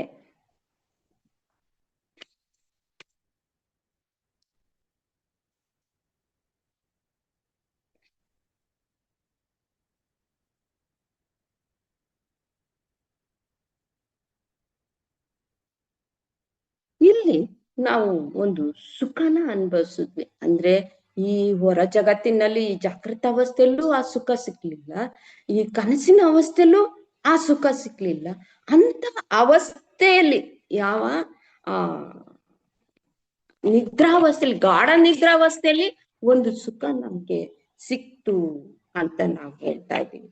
ಆ ಸುಖ ಹೇಗ್ ಸಿಕ್ತಪ್ಪ, ಹೇಗ್ ಬಂತು ಆ ಸುಖ ಅಂತ ಅಂದಾಗ, ಅದಕ್ಕೆ ಕಾರಣ ಏನು ಅಂತ ನಾವು ತಿಳ್ಕೊಂಡಾಗ ಏನಾಗತ್ತೆ, ನಾವು ಎಚ್ಚರವಾಗಿದ್ದಾಗ ಈ ಇಂದ್ರಿಯಗಳು ಏನ್ ಮಾಡುತ್ತೆ, ಈ ಹೊರಗಿನ ಆಕರ್ಷಣೆಗೆ ಒಳಗಾಗಿ ಒಳಗಾಗಿ ಒಳಗಾಗಿ ನಮ್ಮನ್ನ ಆಯಾಸ ಪಡಿಸ್ಬಿಟ್ಟಿರುತ್ತೆ. ನಮ್ಮ ಶರೀರ ಆಯಾಸಗೊಂಡ್ಬಿಟ್ಟಿರುತ್ತೆ. ಆಯ್ತಪ್ಪ, ಇದಾಯ್ತು, ನಾನು ಸ್ವಲ್ಪ ಈ ಆಯಾಸನ ಪರಿಹಾರ ಮಾಡ್ಕೋಬೇಕು ಅಂತ ನಾವು ಮಲಗಿದಾಗ ಏನಾಗತ್ತೆ, ಆ ಮನಸ್ಸು ಅನ್ನೋದು ಆ ಕಲ್ಪನಾ ಲೋಕದ ಒಂದು ಕನಸುಗಳನ್ನ ಕೊಟ್ಟು ಕೊಟ್ಟು ಅಲ್ಲೂ ಕೂಡ ಶರೀರನ ಆಯಾಸ ಪಡಿಸುತ್ತೆ. ಆ ಮನಸ್ಸು ಅನ್ನೋದು ಅಲ್ಲೂ ಕೂಡ ಶರೀರವನ್ನ ಆಯಾಸ ಪಡಿಸುತ್ತೆ. ಆದ್ರೆ ಈ ಗಾಢ ನಿದ್ದೆಗೆ ಬಂದಾಗ ಇಲ್ಲಿ ಯಾವುದು ಇರಲ್ಲ. ಯಾವುದೇ ಯೋಚನೆ ಅನ್ನೋದು ಆ ಇಂದ್ರಿಯಗಳ ಯೋಚನೆನೂ ಇಲ್ಲ, ಈ ಮನಸ್ಸಿನ ಕಲ್ಪನೆಗಳು, ಈ ಕನಸಿನ ಯೋಚನೆ ಕೂಡ ಇಲ್ಲಿ ಇರಲ್ಲ. ಆದ್ರಿಂದ ಏನಾಗತ್ತೆ, ಇಲ್ಲಿ ನಾವು ಆ ಚೈತನ್ಯ ಅನ್ನೋದನ್ನ ಒಂದನ್ನ ನಾವು ಕಾಣ್ತಾ, ಆ ಚೈತನ್ಯ ಅನ್ನೋದು ಅಲ್ಲಿ ಇರುತ್ತೆ. ಅದು ನಮ್ಗೆ ಅರಿವಿಲ್ದಿರ ಅಲ್ಲಿರೋದ್ರಿಂದ ಅದು ನಮ್ಗೆ ಆನಂದವನ್ನ, ಆ ಚೈತನ್ಯ ಅನ್ನೋದು ನಮ್ಗೆ ಕೊಡ್ತಾ ಹೋಗುತ್ತೆ. ಆಗ ನಾವು ಆ ಆನಂದದ ಸುಖವನ್ನ ನಾವು ಹೊಂದ್ತಾ ಹೋಗ್ತೀವಿ. ಈ ಸುಖ ಅನ್ನೋದಕ್ಕೆ ನಾವು ಏನಂತೀವಪ್ಪ ಅಂತಂದ್ರೆ, ಈ ಸುಖ ಅನ್ನೋದು ನಮ್ಗೆ ಬೇರೆಲ್ಲೂ ಸಿಕ್ಕಲ್ಲ. ಸುಖ ಸಿಕ್ಬೇಕು, ನಾನು ಸುಖವಾಗಿದ್ದೀನಪ್ಪ ಅಂತಂದ್ರೆ ಈ ಎಚ್ಚರ ಸ್ಥಿತಿಲೂ ನಮಗ್ ಸುಖ ಸಿಕ್ಲಿಲ್ಲ. ಈ ಮಲಗಿದ್ದಾಗ್ಲೇ ನಿದ್ರೆ ಕನಸಿನ ಲೋಕದಲ್ಲೂ ನಮ್ಗೆ ಸುಖ ಸಿಕ್ಲಿಲ್ಲ. ಈ ಸುಪ್ತಾವಸ್ಥೆ ಒಳಗೆ ನಾವು ಆನಂದವನ್ನ ಹೊಂದಿದ್ವಿ ಅಂತ ನಾವು ಹೇಳ್ತೀವಿ. ಅಂತಂದ್ರೆ ನಾವು ಆ ಸುಖ ಅನ್ನೋದು ನಮ್ಗೆ ಈ ಹೊರಗಿನ ಪ್ರಪಂಚದಲ್ಲಿ ನಮಗ್ ಸಿಗಲ್ಲ. ಯಾವುದೇ ಒಂದು ಭೋಗ ವಸ್ತುಗಳಿಂದ ಕೂಡ ನಮ್ಗೆ ಆ ಸುಖ ಸಿಕ್ಕಲ್ಲ. ಮತ್ತೆ ನಮ್ಮ ಬಂಧುಗಳು ಬಂದ್ರು, ನಮ್ಮ ಬಾಂಧವರು ಬಂದ್ರು, ನಾನು ಹಬ್ಬ ಆಚರಣೆ ಮಾಡ್ದೆ, ಎಲ್ಲ ಮಾಡ್ದೆ ಅಂತ ನಾವ್ ಅನ್ಕೊಳ್ತೀವಿ. ಅದ್ರಲ್ಲಿ ನಾನು ಸುಖವಾಗಿದ್ದೀನಿ, ನನ್ ಮಕ್ಕಳು ಇದ್ ಮಾಡಿದ್ರು, ಚೆನ್ನಾಗಿದ್ದಾರೆ, ಚೆನ್ನಾಗಿ ಓದ್ತಾ ಇದ್ದಾರೆ, ಒಳ್ಳೆ ಕೆಲಸದಲ್ಲಿದ್ದಾರೆ, ನಂಗೆ ಸುಖ ಇದೆ ಅಂತ ನಾವು ಅನ್ಕೊಂತೀವಿ. ಆದ್ರೆ ಯಾವುದ್ರಿಂದಲೂ ನಮ್ಗೆ ಸುಖ ಅನ್ನೋದು ಸಿಗಲ್ಲ. ಈ ಹೊರಗಿನಿಂದ ಯಾವುದ್ರಿಂದಲೂ ನಮಗೆ ಸುಖ ಅನ್ನೋದು ಸಿಗಲ್ಲ. ಈ ಸುಖ ಅನ್ನೋದು ಎಲ್ಲಿದೆ, ಹೇಗ್ ಸಿಕ್ಕುತ್ತಪ್ಪ ನಮ್ಗೆ ಅಂತಂದ್ರೆ, ವಿಶ್ರಾಂತಿ ಅನ್ನೋದ್ರಿಂದ ನಮ್ಗೆ ಈ ಸುಖ ಅನ್ನೋದು ಸಿಗ್ತಾ ಹೋಗುತ್ತೆ. ಆ ವಿಶ್ರಾಂತಿ ಅನ್ನೋದು ಈ ಜೀವಕ್ಕೆ ಇಲ್ದೆ ಹೋದಾಗ ನಾವ್ ಏನಾಗ್ತೀವಿ, ನೀವು ಈಗ ಯಾವ್ದೋ ನಿಮ್ಮ ಮನೆಯಲ್ಲಿ ಮದುವೆನೋ ಅಥವಾ ಹಬ್ಬದ ಸಂಭ್ರಮನೋ ಅಥವಾ ಇನ್ನೇನೋ ಕಾರ್ಯಕ್ರಮಗಳು ಇರುತ್ತೆ ಅನ್ಕೊಳ್ಳಿ. ಆಗೇನಾಗತ್ತೆ, ನಮ್ಗೆ ರಾತ್ರಿ ಎಲ್ಲ ಆ ಕೆಲಸಗಳ ಒಂದು ಜಂಜಾಟದಲ್ಲೋ ಅಥವಾ ಶಾಸ್ತ್ರಗಳ ಸಂಬಂಧದಲ್ಲೋ ಏನಾಗ್ತೀವಿ, ನಾವು ರಾತ್ರಿ ಎಲ್ಲ ನಿದ್ದೆ ಕೆಟ್ಬಿಡ್ತೀವಿ. ಆ ನಿದ್ದೆ ಕೆಟ್ಟಾಗ ಏನಾಗುತ್ತೆ, ನಮ್ಗೆ ಆಯಾಸ ಅನ್ನೋದು ಜಾಸ್ತಿ ಆಗ್ಬಿಟ್ಟು ನಮ್ಗೆ ಒಂದು ಚೈತನ್ಯದಲ್ಲಿ ಒಂದು ಹುರುಪು ಅನ್ನೋದು ನಮ್ಗೆ ಇಲ್ದಿರಾಗತ್ತೆ. ಬೆಳಗ್ಗೆ ಏಳೋವತ್ಗೆ ಅಯ್ಯೋ ನಂಗೆ ಏನು ಮಾಡಕ್ ಆಗ್ತಾ ಇಲ್ಲ, ಸ್ವಲ್ಪ ಟೈಮ್ ಆಗ್ತಾ ಆಗ್ತಾ ಆಗ್ತಾ ಏನಾಗುತ್ತೆ, ನಮ್ಮಲ್ಲಿ ಒಂದು ಹುರುಪು ಅನ್ನೋದು, ಹುಮ್ಮಸ್ಸು ಅನ್ನೋದು ಕಮ್ಮಿ ಆಗ್ತಾ ಆಗ್ತಾ ಆಗ್ತಾ ಹೋಗುತ್ತೆ. ಏನ್ ಕೆಲಸ ಮಾಡಕ್ಕೂ ಆಗಲ್ಲ, ಯಾವುದರಲ್ಲೂ ಒಂದು ಆಸಕ್ತಿ ಅನ್ನೋದೇ ಬರಲ್ಲ. ಅವಾಗ ನಾವೇನ್ ಮಾಡ್ತೀವಿ, ತಾಳಪ್ಪ ನಂಗೆ ಯಾಕೋ ತುಂಬಾ ಆಯಾಸ ಆಗ್ತಾ ಇದೆ, ನಂಗೆ ಇರಕ್ಕೆ ಆಗ್ತಾ ಇಲ್ಲ, 1 ನಿಮಿಷ ಮಲಗ್ಬಿಟ್ಟು ಬರ್ತೀನಿ ಅಂತ ಅಂದ್ಬಿಟ್ಟು ನೀವು ಒಂದು 10 ನಿಮಿಷ ಮಲಗಿ ಆ ಶರೀರಕ್ಕೆ ವಿಶ್ರಾಂತಿಯನ್ನು ಕೊಟ್ಟಾಗ ನಿಮ್ಗೆ ಸುಖ ಅನ್ನೋದು ಸಿಕ್ಕತ್ತೆ. ಅಂದ್ರೆ ನಿಮ್ಮ ಚೈತನ್ಯ ಮತ್ತೆ ಮೊದಲಿನಂತೆ ಹುರುಪನ್ನ ಹೊಂದುತ್ತೆ, ಹುಮ್ಮಸ್ಸನ್ನ ಪಡ್ಕೊಳತ್ತೆ. ಅಂದ್ರೆ ಈ ಚೈತನ್ಯಕ್ಕೆ ಆ ಏನು ಆ ವಿಶ್ರಾಂತಿ ಅನ್ನೋದು ತುಂಬಾ ಅವಶ್ಯಕವಾದಂಥದ್ದು ಅಂತ ಅಂದ್ಬಿಟ್ಟು ಹೇಳ್ತಾರೆ. ಆ ಚೈತನ್ಯಕ್ಕೆ ವಿಶ್ರಾಂತಿ ಅನ್ನುವ ಒಂದು ಏನಿದೆ ಅದು ತುಂಬಾ ಅವಶ್ಯಕವಾಗಿ ಬೇಕಾಗತ್ತೆ ಅಂತ ಅಂದ್ಬಿಟ್ಟು ನಮ್ಗೆ ಈ ನಾಮದಿಂದ ಗೊತ್ತಾಗ್ತಾ ಇದೆ. ಮುಂದಿನ ನಾಮ ಸರ್ವಾವಸ್ಥಾ ವಿವರ್ಜಿತ. ತುರ್ಯ ಸರ್ವಾವಸ್ಥಾ ವಿವರ್ಜಿತ ಅಂತ ಇದೆ ಮುಂದಿನ ನಾಮ ಲಲಿತಾ ಸಹಸ್ರನಾಮದಲ್ಲಿ. ಈಗ ನಮ್ಮ ಶರೀರದಲ್ಲಿ 3 ಅವಸ್ಥೆಗಳನ್ನ ನಾವು ನೋಡ್ದು. ಯಾವುದು?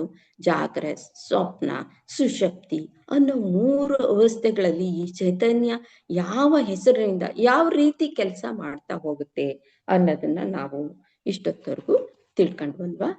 ಈ 3ಕ್ಕೂ ಅತೀತವಾದಂಥದ್ದು ಈ 3 ಸ್ಥಿತಿ ಏನಿದೆ, ಇದಕ್ಕಿಂತ ಅತೀತವಾದಂತ ಒಂದು ಸ್ಥಿತಿ ಇದೆ, ಮೀರಿದಂತ ಒಂದು ಸ್ಥಿತಿ ಇದೆ. ಅದ್ ಯಾವ್ದಪ್ಪ ಅಂತಂದ್ರೆ ಅದೇ ತುರ್ಯ ಅಂತ ಹೇಳ್ತಾರೆ. ಆ ತುರ್ಯಾವಸ್ಥೆ ಅನ್ನೋದನ್ನ ಹೊಂದ್ಬೇಕಾದ್ರೆ ಆ ಜೀವಿ ಅದನ್ನು ಏನ್ ಮಾಡ್ಬೇಕಪ್ಪ ಅಂತ ಅಂದ್ರೆ, ಈ 3 ಅವಸ್ಥೆಗಳು ಏನಿದೆ ಈಗ ನಾವು ಹೇಳ್ತಾ ಬಂದ್ವಲ್ಲ, ಜಾಗ್ರತ್, ಸ್ವಪ್ನ, ಸುಷುಪ್ತಿ, ಈ 3 ಅವಸ್ಥೆಗಳನ್ನ ದಾಟಬೇಕು. ಆ ದಾಟದಾಗ ಅವನು ಒಂದು ಸಮಾಧಿ ಸ್ಥಿತಿ ಅನ್ನೋ ಒಂದು ಸ್ಥಿತಿಗೆ ತಲುಪ್ತಾನೆ. ಆ ಸಮಾಧಿ ಸ್ಥಿತಿಗೆ ತಲುಪಿದಾಗ ಮಾತ್ರ ಅವನು ಈ ತುರ್ಯಾವಸ್ಥೆನ ಹೊಂದಕ್ ಸಾಧ್ಯ ಆಗತ್ತೆ. ಈ 3 ಅವಸ್ಥೆಗಳನ್ನ ನಾವು ಶರೀರದಲ್ಲಿ ಹೊಂದ್ಬಿಟ್ಟಿದೀವಿ. ಆದ್ರೆ ಈ 4ನೇ ಅವಸ್ಥೆ ಏನಿದೆ, ಈ ತುರ್ಯಾವಸ್ಥೆ, ಇದನ್ನ ಹೊಂದ್ಬೇಕಾದ್ರೆ ಅವನ್ ಏನ್ ಮಾಡ್ಬೇಕು, ಈ 3 ಅವಸ್ಥೆಗಳನ್ನ ದಾಟಬೇಕಾಗಿ ಆ 3 ಅವಸ್ಥೆಗಳನ್ನ ದಾಟಿ ಸಮಾಧಿ ಸ್ಥಿತಿಗೆ ಹೋಗ್ಬೇಕಾಗತ್ತೆ. ಸಮ ಡ್ಯಾಶ್ ದಲ್ಲಿ ಅಂತ ಇದ್ದಾಗ ಸಮ ಡ್ಯಾಶ್ ಅನ್ನೋ ಕಡೆ ದಿ ಅನ್ನೋದನ್ನ ಸೇರಿಸಿದಾಗ ಏನಾಗತ್ತೆ, ಸಮಾಧಿ ಅಂತ ಆಗತ್ತೆ. ದಿ ಅನ್ನೋ ಒಂದು ಅಕ್ಷರದ ಒಂದು ಅರ್ಥ ಏನಪ್ಪ ಅಂದ್ರೆ ತೇಜಸ್ಸಿನಿಂದ ಕೂಡಿರ್ತಕ್ಕಂಥ ಒಂದು ಬುದ್ಧಿ ಅಥವಾ ಜ್ಞಾನ, ಅದಕ್ಕೆ ದಿ ಅಂತ ಅಂದ್ಬಿಟ್ಟು ಹೇಳ್ತಾರೆ. ಅಂತ ಒಂದು ಸಮಾಧಿ ಸ್ಥಿತಿಯನ್ನ ಈ ಹೊಂದಿದಾಗ ಮಾತ್ರ ಈ ತುರ್ಯಾವಸ್ಥೆನ ನಾವು ತಿಳಿಯಬಹುದು ಅಂತ ಹೇಳ್ತಾರೆ. ಅಂದ್ರೆ ಈ ಸಾಮಾನ್ಯ ಜನರಿಗೂ ಇಂಥ ತುರ್ಯಾವಸ್ಥಾ ಸ್ಥಿತಿಗೆ ಹೋಗ್ಬೇಕಾದ್ರೆ ತುಂಬಾ ಕಠಿಣವಾಗಿರುತ್ತೆ ಅಂತ ಹೇಳ್ತಾರೆ.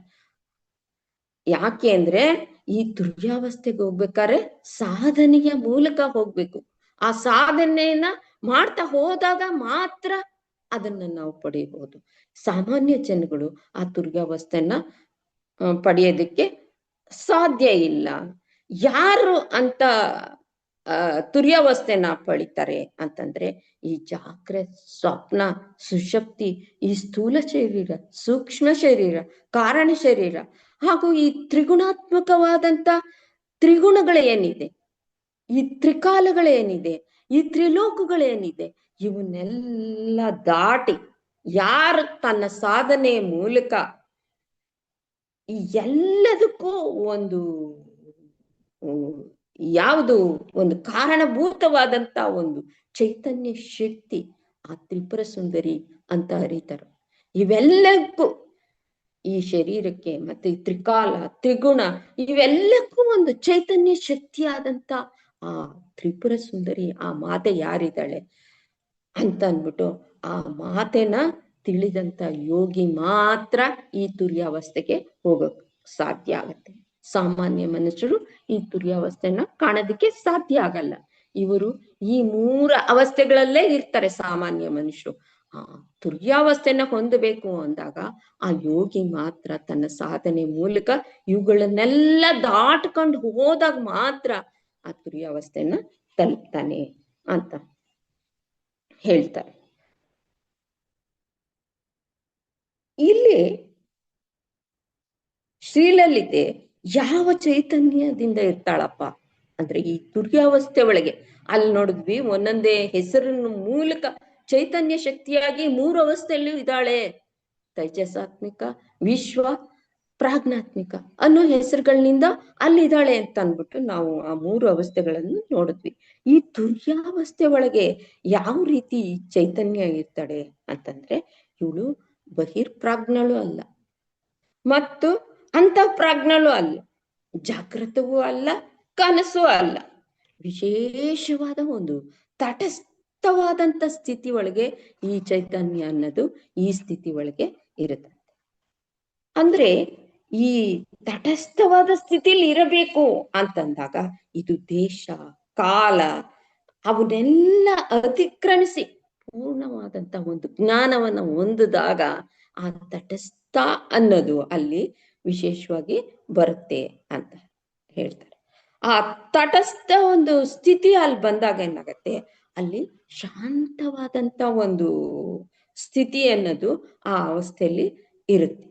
ಶಾಂತವಾದಂತ ಒಂದು ಅವಸ್ಥೆ ಏನಾಗತ್ತೆ, ಆ ಶಾಂತವಾದ ಅವಸ್ಥೆ ಒಳಗೆ ಆ ಸಾಧಕ ಏನನ್ನ ಕಾಣ್ತಾನೆ ಅಂತಂದ್ರೆ ಎಲ್ಲ ಅವಸ್ಥೆಗಳನ್ನು ಕಳ್ಕೊಂಡು ಏನು ನಾನು ಈ ಪ್ರಪಂಚದಲ್ಲಿ ನೋಡ್ತಾ ಇದ್ದೀನಿ ಇವನ್ನೆಲ್ಲ ಕಳೆದು ಉಳಿದಿರೋದು ಒಂದೇ ಒಂದು. ಆ ಒಂದು ಅಂತಂದ್ರೆ ಆ ಪರಬ್ರಹ್ಮ ಸ್ವರೂಪಳಾದಂತಹ ಆ ಶಿವೋಸ್ಮಹಂ ಅಂತ ಏನಿದೆಯೋ ಅದೊಂದೇ ವಸ್ತು ಈ ಜಗತ್ತಿನಲ್ಲಿ ಇರೋದು ಅನ್ನೋ ಒಂದು ಜ್ಞಾನ, ಒಂದು ಶಾಂತವಾದಂತ ಆ ಸ್ಥಿತಿಯಲ್ಲಿ, ಆ ಸಮಾಧಿ ಸ್ಥಿತಿಯಲ್ಲಿ ಆತನಿಗೆ ದೊರೆಯುತ್ತೆ. ಆ ಸಾಧಕನಿಗೆ, ಆ ಯೋಗಿ ಪಡ್ಕತಾನೆ. ಅದಕ್ಕೆ ಇದನ್ನ ತುರ್ಯಾವಸ್ಥೆ ಅಂತ ಹೇಳ್ತಾರೆ. ಆ ತುರ್ಯಾವಸ್ಥೆಯಲ್ಲಿ ನಾವು ಶಾಂತತೆಯನ್ನ ಪಡ್ಕೊಂಡು ಎಲ್ಲ ಏಕತೆಯನ್ನ ನಾವ್ ಏನ್ ಈ ಪ್ರಪಂಚದಲ್ಲಿ ಒಂದು ದ್ವೈತವನ್ನ ಕಾಣ್ತಾ ಇದೀವೋ, ಈ ದ್ವೈತ ಅನ್ನೋದು ಯಾವುದೂ ಇಲ್ಲ. ಇಲ್ಲಿರೋದು ಅದ್ವೈತ ಮಾತ್ರ. ಆ ಪರಬ್ರಹ್ಮ ಸ್ವರೂಪ ಒಂದೇ ಇಲ್ಲಿರೋದು ಅನ್ನೋ ಒಂದು ಜ್ಞಾನವನ್ನ ಆ ತುರ್ಯಾವಸ್ಥೆಯಲ್ಲಿ ಆ ಯೋಗಿ ಪಡ್ಕತಾನೆ ಅಂತ ಅಂದ್ಬಿಟ್ಟು ಈ ನಾಮದಲ್ಲಿ ತಿಳಿಸಿದೆ. ಈಗ ಮುಂದಿನ ನಾಮಕ್ಕೆ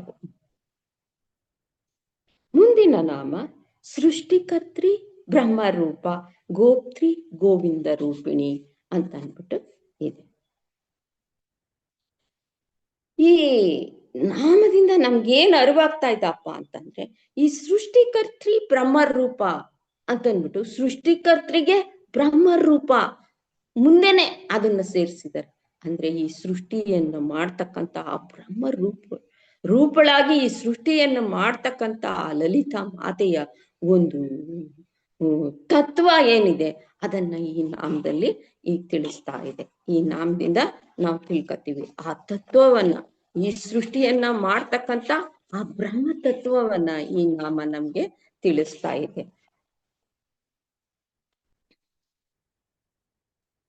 ಈ ಸೃಷ್ಟಿಗೆ ಮೊದಲು ಆ ಮಾತೆ ಏನಾಗಿರ್ತಾಳೆ?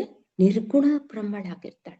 ಅವಳಿಗೆ ಯಾವುದೇ ಒಂದು ಗುಣ ಅನ್ನೋದಿಲ್ಲ, ಆಕಾರ ಅನ್ನೋದಿಲ್ಲ, ನಿರ್ವಿಕಾರ ನಿರ್ಗುಣ ಅಂತ ಒಂದು ಸ್ವರೂಪವನ್ನ ಆ ಸೃಷ್ಟಿಗೆ ಮೊದಲು ಆ ಮಾತೆ ಹೊಂದಿರ್ತಾಳೆ, ನಿರ್ಗುಣಳಾಗಿರ್ತಾಳೆ.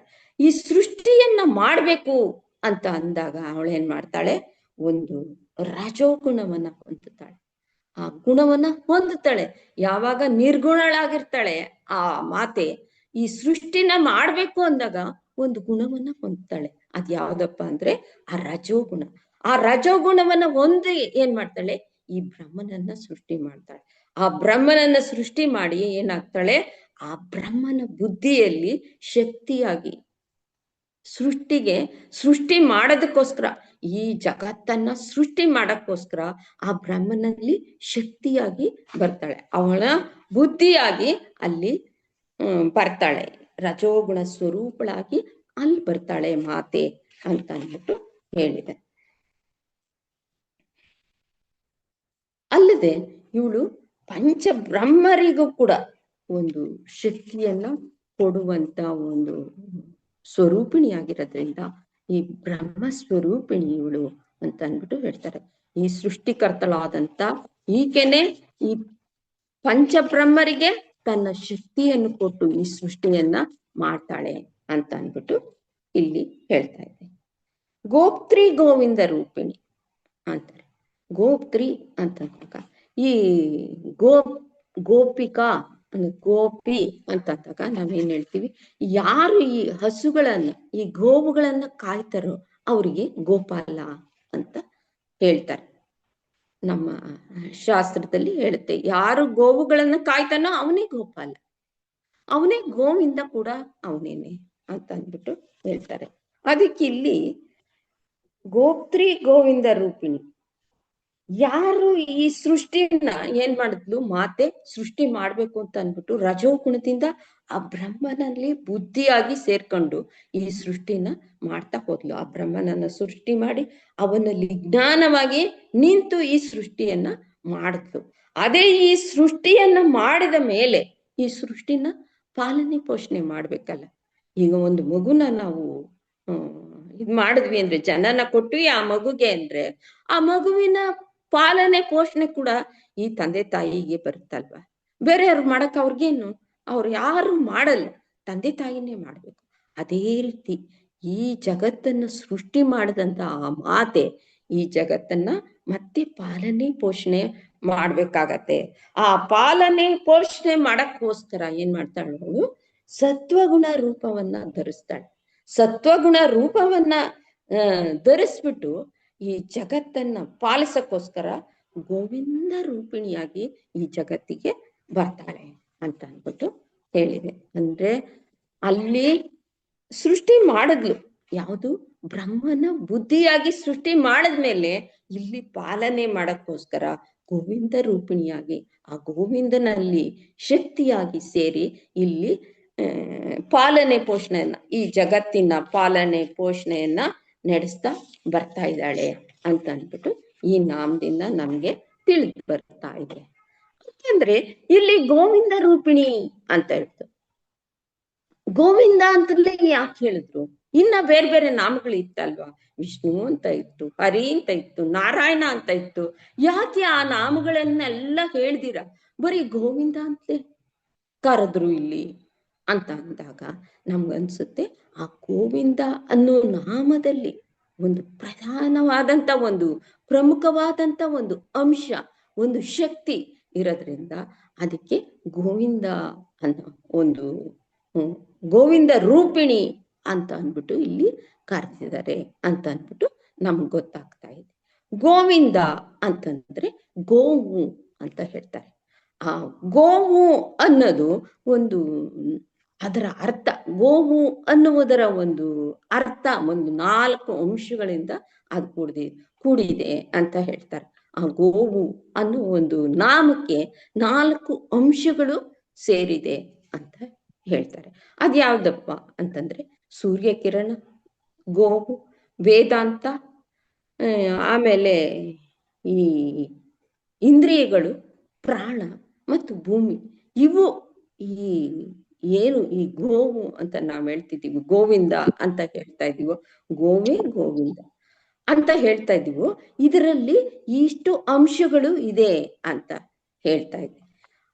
ಆ ಗೋವಿಂದನೇ ಗೋಪಾಲ್, ಯಾರು ಈ ಗೋವುಗಳನ್ನ ಕಾಪಾಡ್ತಾ ಹೋಗ್ತಾನ, ಗೋವುಗಳ ಹಿಂದೆ ಅವುಗಳು ಎಲ್ಲೆಲ್ಲೋ ಓಡ್ತಾ ಇರತ್ವೆ ಗೋವುಗಳು, ಅವುಗಳನ್ನೆಲ್ಲ ಒಂದುಗೂಡಿಸಿ ಅವುಗಳ ರಕ್ಷಣೆಯನ್ನ ಮಾಡ್ತಾ ಹೋಗ್ತಾನೋ ಅವನೇ ಗೋವಿಂದ ಅಂತ ನಮ್ಗೆ ಗೊತ್ತಾಯ್ತು. ಅದೇ ರೀತಿಯಲ್ಲಿ ಈಗ ಸೂರ್ಯಕಿರಣ ಅಂತ ಹೇಳಿದ್ವಿ.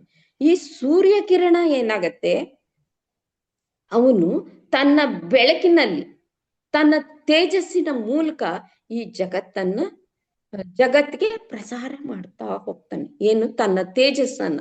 ಅವನ ಆ ತೇಜಸ್ಸಿಲ್ಲದೆ ಹೋದ್ರೆ ಈ ಜಗತ್ತಿನಲ್ಲಿ ಯಾರು ಬದುಕಕ್ಕೆ ಆಗಲ್ಲ. ಮುಖ್ಯವಾಗಿ ಬೇಕಾಗಿರೋದು ಆ ಸೂರ್ಯ ಕಿರಣನೇ ಈ ಜೀವಿಗೆ ಪ್ರತಿಯೊಂದಕ್ಕೂ, ಆಹಾರದಿಂದ ಹಿಡಿದು ಈ ಜೀವನ ಒಂದು ಶಾಖವಾಗಿರೋದ್ಕಿಂತ ಉಸಿರಾಟದಿಂದ ಹಿಡಿದು ಪ್ರತಿಯೊಂದಕ್ಕೂ ಆ ಸೂರ್ಯ ಕಿರಣ ಅನ್ನೋದು ಬೇಕೇ ಬೇಕಾಗತ್ತೆ. ಆ ಸೂರ್ಯ ಕಿರಣದ ತೇಜಸ್ಸಿನ ಮೂಲಕ ಈ ಜಗತ್ತು ಅನ್ನೋದು ನಡೀತಾ ಇದೆ. ಯಾವ ರೀತಿ ಆ ಸೂರ್ಯ ಕಿರಣ ಅನ್ನೋದು ಗೋವುಗಳಾಗಿ ಈ ಜಗತ್ತನ್ನ ನಡೆಸ್ತಾ ಇದ್ವು, ಆ ಕಿರಣಗಳು ಗೋವಿನಂತೆ ಈ ಜಗತ್ತನ್ನ ನಡೆಸ್ತಾ ಇದ್ಯೋ, ಆದ್ರೆ ಹಿಂದೆ ಯಾರಿದ್ದಾರೆ? ಆ ಗೋವಿಂದ ಅನ್ನೋನಿದ್ದಾರೆ. ಆ ಗೋವುಗಳ ಹಿಂದೆ ಗೋಪಾಲಕನಾಗಿ ಆ ಗೋವಿಂದ ಅನ್ನೋ ನಿಂತು ಆ ಸೂರ್ಯ ಕಿರಣದ ಮೂಲಕ ಈ ಜಗತ್ತನ್ನ ಸಂರಕ್ಷಿಸ್ತಾ ಇದ್ದಾನೆ ಅನ್ನೋದಕ್ಕೋಸ್ಕರ ಈ ಸೂರ್ಯ ಕಿರಣವನ್ನ ಹೇಳಿದ್ರು. ಅದೇ ರೀತಿ ಈ ವೇದಾಂತ, ಈ ವೇದಾಂತದ ವೇದ ಮಂತ್ರಗಳು ಏನಿದೆಯೋ ಇದು ಗೋವುಗಳಾದ್ರೆ ಈ ವೇದ ಮಂತ್ರಗಳು ಎಲ್ಲ ಗೋವುಗಳು ಅನ್ಕೊಳ್ಳಿ. ಈ ವೇದ ಮಂತ್ರಗಳು ಏನಿದೆಯೋ ಇವೆಲ್ಲ ಗೋವುಗಳಾದ್ರೆ ಓಂಕಾರ ಪ್ರತಿಪಾದಕನಾದಂತಹ ಭಗವಂತ ಇದನ್ನಲ್ಲ, ಆ ಭಗವಂತ ಓಂಕಾರದ ಪ್ರತಿಪಾದಕ, ಅವನಿಂದ ಆ ಓಂಕಾರ ಅನ್ನೋದು ಹೊರಗೆ ಬಂತು. ಅದರ ಮೂಲಕ ಈ ವೇದ ಮಂತ್ರಗಳು ಬಂತು. ಇದು ಯಾತಕ್ಕೋಸ್ಕರ? ಈ ಧರ್ಮ ರಕ್ಷಣೆ ಮಾಡಕ್ಕೋಸ್ಕರ, ಲೋಕ ಕಲ್ಯಾಣಾರ್ಥವಾಗಿ ಈ ನಾಮಗಳು, ಈ ವೇದ ಮಂತ್ರಗಳು ಹೊರಕ್ಕೆ ಬಂತು. ಅದರ ಹಿಂದೆ ಯಾರಿದ್ದಾರೆ? ಆ ಗೋವಿಂದ ಅನ್ನೋನು ಇದ್ದಾನೆ. ಆ ಓಂಕಾರ ಸ್ವರೂಪನಾಗಿ ಆ ಗೋವಿಂದ ಅನ್ನೋನು ಇದ್ದಾನೆ. ಈ ವೇದ ಮಂತ್ರಗಳ ಹಿಂದೆ ಆ ಗೋವಿಂದ ಅನ್ನೋನು ಅದರ ಸ್ವರೂಪವಾಗಿ ನಿಂತು ಲೋಕ ಕಲ್ಯಾಣಾರ್ಥವಾಗಿ ಧರ್ಮ ರಕ್ಷಣೆಯನ್ನ ಮಾಡ್ತಾ ಇದ್ದಾನೆ ಅನ್ನೋದಕ್ಕೋಸ್ಕರ ಈ ವೇದಾಂತದ ಮಂತ್ರಗಳನ್ನ ಹೇಳಿದ್ದಾರೆ, ವೇದ ಮಂತ್ರಗಳನ್ನ ತಿಳಿಸಿದ್ದಾರೆ. ಅದಾದ್ಮೇಲೆ ಇಂದ್ರಿಯಗಳು ಅನ್ನೋ ಒಂದು ಅರ್ಥನ ಈ ಗೋವಿಗೆ ಹೇಳಿದ್ವಲ್ಲ. ಈ ಇಂದ್ರಿಯಗಳು ಅನ್ನೋದೇನಾಗತ್ತೆ, ಈ ಜೀವಿ ಒಳಗಿರ್ತಕ್ಕಂಥ ಈ ಇಂದ್ರಿಯಗಳು ಏನಾಗತ್ತೆ, ಯಾವಾಗ್ಲೂ ಈ ಹೊರಗಿನ ಪ್ರಪಂಚದ ಆಕರ್ಷಣೆ ಒಳಗೆ ಬಿದ್ದು ಆ ಕಡೆನೆ ಓಡ್ತಾ ಇರುತ್ತೆ. ಒಂದು ನಿಮಿಷವೂ ನಿಲ್ಲದೆ ನಂಗೆ ಅದು ಬೇಕು, ನಂಗೆ ಇದು ಬೇಕು, ನಾನು ಅದು ಸಂಪಾದನೆ ಮಾಡ್ಬೇಕು, ಕಾರ್ ತಗೋಬೇಕು, ನನ್ಗೆ ಐಶ್ವರ್ಯ ಬೇಕು ಅನ್ನೋ ಒಂದು ಹೊರಗಿನ ಪ್ರಪಂಚದ ವ್ಯಾಮೋಹದಲ್ಲಿ ಏನಾಗ್ತಾ ಇರತ್ತೆ, ಓಡ್ತಾ ಇರುತ್ತೆ. ಅಂತ ಒಂದು ಓಡ್ತಾ ಇರ್ತಕ್ಕಂಥ ಇಂದ್ರಿಯಗಳು, ಆ ಇಂದ್ರಿಯಗಳನ್ನ ಅದಕ್ಕೆ ಹೋಲಿಸಿದರೆ ಗೋವುಗಳಿಗೆ ಹೋಲಿಸಿದ್ದಾರೆ. ಆ ಗೋವುಗಳನ್ನ, ಇಂದ್ರಿಯಗಳ ಆದಂತಹ ಆ ಗೋವುಗಳನ್ನ ನಿಯಂತ್ರಿಸಿ, ಯಾವ ರೀತಿ ಈ ಹೊರಗಿನ ಆಕರ್ಷಣೆಗೆ ಒಳಗಾಗಿದ್ಯೋ ಈ ಇಂದ್ರಿಯಗಳು, ಇದನ್ನ ನಿಯಂತ್ರಿಸಿ ಆ ಪರಮಾತ್ಮನ ಕಡೆಗೆ ನಮ್ಮನ್ನ ಕರ್ಕೊಂಡು ಹೋಗುವಂತ ಯಾರು, ಆ ಗೋಪಾಲಕನಾದಂತ ಆ ಗೋವಿಂದ. ಆ ಗೋವಿಂದ ನಮ್ಮನ್ನ ಈ ಇಂದ್ರಿಯಗಳನ್ನೆಲ್ಲ, ಹೊರಗಿನ ಆಕರ್ಷಣೆಗೆ ಒಳಗಾಗಿರುವಂತ ಈ ಇಂದ್ರಿಯಗಳನ್ನೆಲ್ಲ ನಿಗ್ರಹಿಸಿ ಆ ಪರಮಾತ್ಮನ ಕಡೆಗೆ ನಮ್ಮನ್ನ ಕರ್ಕೊಂಡು ಹೋಗ್ತಾನೆ. ಅದಕ್ಕೋಸ್ಕರ ಇದನ್ನ ಗೋವಿಂದ ಅಂತ ಅಂದ್ಬಿಟ್ಟು ಹೇಳ್ತಾ ಇದ್ದಾರೆ. ಆಮೇಲೆ ಈ ಗೋವಿಗೆ ಹಸು ಅಂತ ಅಂದ್ಬಿಟ್ಟು ನಾವು ಹೇಳ್ತೀವಿ.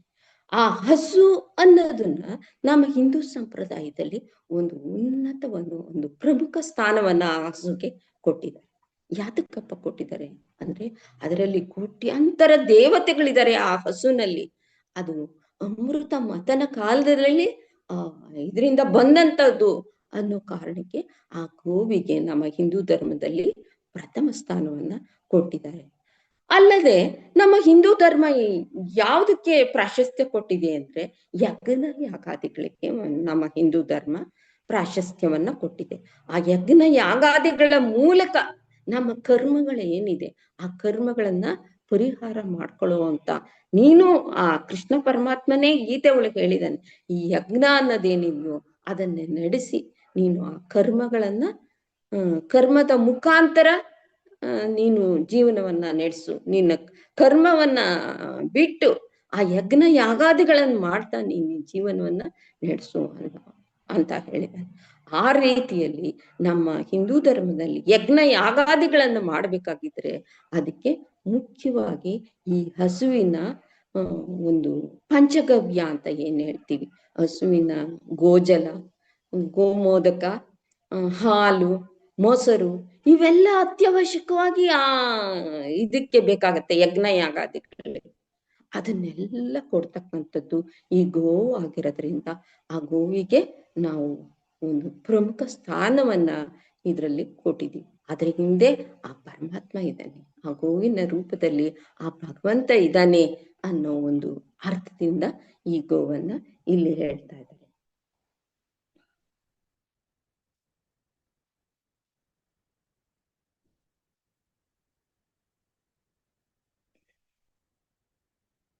ಆದ್ರಿಂದ ನಮ್ಮ ಶಾಸ್ತ್ರ ಏನ್ ಹೇಳ್ತಾ ಇದೆ, ಈ ಯಾಜ್ಞವಲ್ಕನಾದ ಆ ಗೋವಿಂದನ ಕೃಪೆಗೆ ಪಾತ್ರರಾಗಿ ಅದನ್ನೆಲ್ಲ ನಡೆಸ್ಕೊಂಡು ನಮ್ಮ ಜೀವನವನ್ನ ಸಾರ್ಥಕ ಪಡಿಸ್ಕೊಳ್ಳಿ ಅಂತ ಅನ್ಬಿಟ್ಟು ಈ ಶಾಸ್ತ್ರ ನಮ್ಗೆ ಇವನ್ನೆಲ್ಲ ಹೇಳ್ತಾ ಹೋಗ್ತಾ ಇದೆ.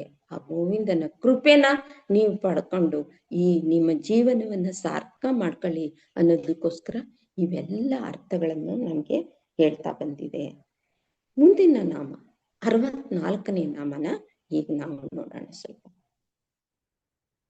64ನೇ ನಾಮ ಯಾವ್ದಪ್ಪ ಅಂದ್ರೆ, ಸಂಹಾರಿಣಿ ರುದ್ರ ರೂಪ ತಿರೋಧಾನ ಕರೀಶ್ವರಿ ಅಂತ ಅನ್ಬಿಟ್ಟಿದೆ. ಮಾತೆ ಏನ್ ಮಾಡಿದ್ಲು, ಬ್ರಹ್ಮ ರೂಪದಿಂದ ಈ ಸೃಷ್ಟಿನ ಮಾಡ್ತಾ ಬಂದ್ಲು.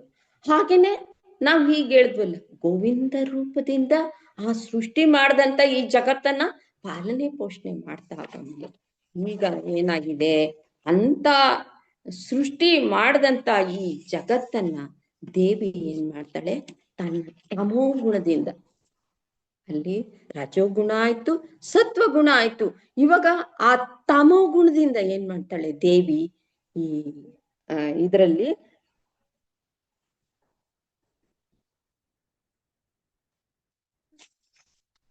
ನಾವು ನೋಡ್ತಾ ಇದ್ದೀವಿ, ತಿರೋಧಾನ ಕರೀಶ್ವರಿ, ಸಂಹಾರಿಣಿ ರುದ್ರ ರೂಪ ತಿರೋಧಾನ ಕರೀಶ್ವರಿ ಅನ್ನೋ ನಾಮನ್ ನಾವು ನೋಡ್ತಾ ಇದ್ವಲ್ಲ. ಬ್ರಹ್ಮ ರೂಪದಿಂದ ಸೃಷ್ಟಿ ಮಾಡಿದ್ಲು, ಗೋವಿಂದ ರೂಪದಿಂದ ಈ ಜಗತ್ತನ್ನ ಪಾಲನೆ ಪೋಷಣೆ ಮಾಡ್ತಾ ಬಂದ್ಲು.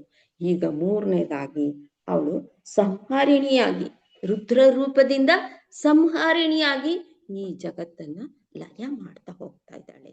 ಅಂತ ಅಂದಾಗ ಆ ದೇವಿ ಈ ಲಯ ಮಾಡಕ್ಕೋಸ್ಕರ ಯಾವ ರೂಪವನ್ನ ತಾಳದ್ಲಪ್ಪ ಅಂತ ಅಂದ್ರೆ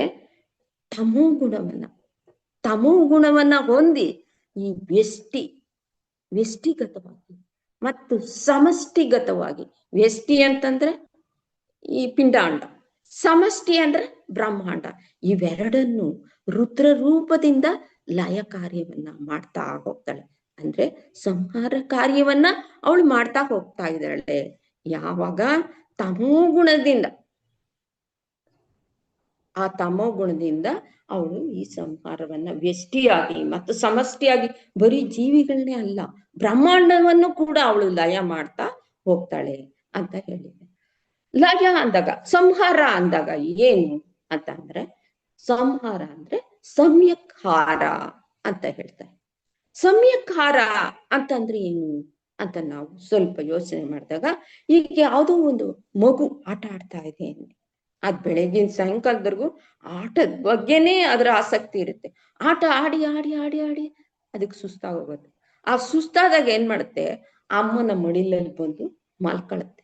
ಆ ಸುಸ್ತನ್ನ ನಿವಾರಿಸ್ಕೊಳಕ್ಕೋಸ್ಕರ ಅಮ್ಮನ ಮಡಿಲಲ್ಲಿ ಬಂದು ಮಲ್ಕೊಳತ್ತೆ.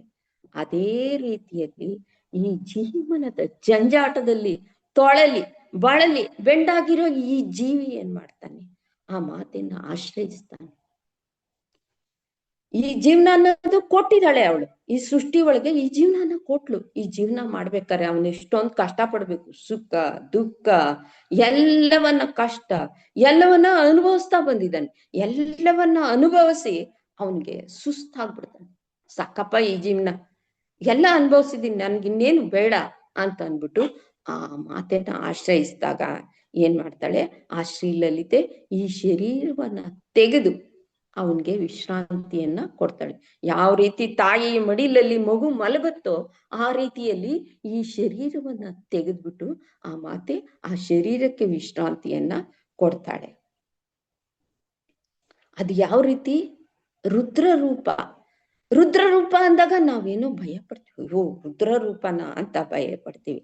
ಆದ್ರೆ ರುದ್ರ ರೂಪದಲ್ಲಿ ಆ ಕೆಲಸವನ್ನ ಅವಳು ಒಳ್ಳೆ ರೀತಿಯಲ್ಲಿ ಮಾಡ್ತಾ ಹೋಗ್ತಾಳೆ, ವಿಶ್ರಾಂತಿಯನ್ನ ಈ ಜೀವಿಗೆ ಕೊಡ್ತಾ ಹೋಗ್ತಾಳೆ. ಆ ರುದ್ರ ರೂಪದಲ್ಲಿ ಅವಳಿಗೆ ಏನ್ ಮಾಡ್ತಾಳಪ್ಪ ಅಂತಂದ್ರೆ, ಆ ವ್ಯಕ್ತಿ ಯಾವ ಕರ್ಮ ಮಾಡಿರ್ತಾನೆ, ಅವನ ಜೀವನದಲ್ಲಿ ಬೇಕಾದಷ್ಟು ಜೀವನ ಮಾಡಕ್ಕೋಸ್ಕರ ಕರ್ಮಗಳನ್ನ ಮಾಡ್ತಾ ಹೋಗ್ತಾನೆ. ಮಾಡ್ಲೇಬೇಕಲ್ಲ, ಅವನ್ ಏನ್ ಕೆಲಸ ಮಾಡ್ತಾನೋ ಅದ್ರ ಹಿಂದೆ ಆ ಕರ್ಮ ಅನ್ನೋದು ಇರುತ್ತೆ. ಆ ಕರ್ಮಗಳನ್ನ ಯಾವ್ದು ಮಾಡಿದಾನೆ, ಈ ಜನ್ಮದಲ್ಲಿ ಅವನ್ ಏನ್ ಕರ್ಮ ಮಾಡಿದಾನೆ ಅಂತ ತಿಳ್ಕೊಂಡು ಅವನಿಗೆ ಮುಂದಿನ ಜನ್ಮವನ್ನು ಕೊಡ್ಬೇಕಲ್ಲ. ಈ ಜನ್ಮನ ಅಲ್ಲಿಗೆ ಅವಳು ಮುಗಿಸಿದ್ವಿ, ಈ ಜನ್ಮ ಮುಗಿಸಿ ಅವನನ್ನ ಮುಂದಿನ ಜನ್ಮ ಕೊಡ್ಬೇಕಾದ್ರೆ ಅವನಿಗೆ ಯಾವ ಒಂದು ಜನ್ಮದಲ್ಲಿ ಏನೇನ್ ಕೊಡ್ಬೇಕು, ಅವನ ಕರ್ಮಕ್ಕೆ ತಕ್ಕನಾದ ಫಲಗಳನ್ನ ಕೊಟ್ಟು ಆ ಕಾರ್ಯವನ್ನ ಕೈಗೊಳ್ತಾಳೆ. ಯಾವುದರಿಂದ, ಈ ರುದ್ರ ರೂಪದಿಂದ.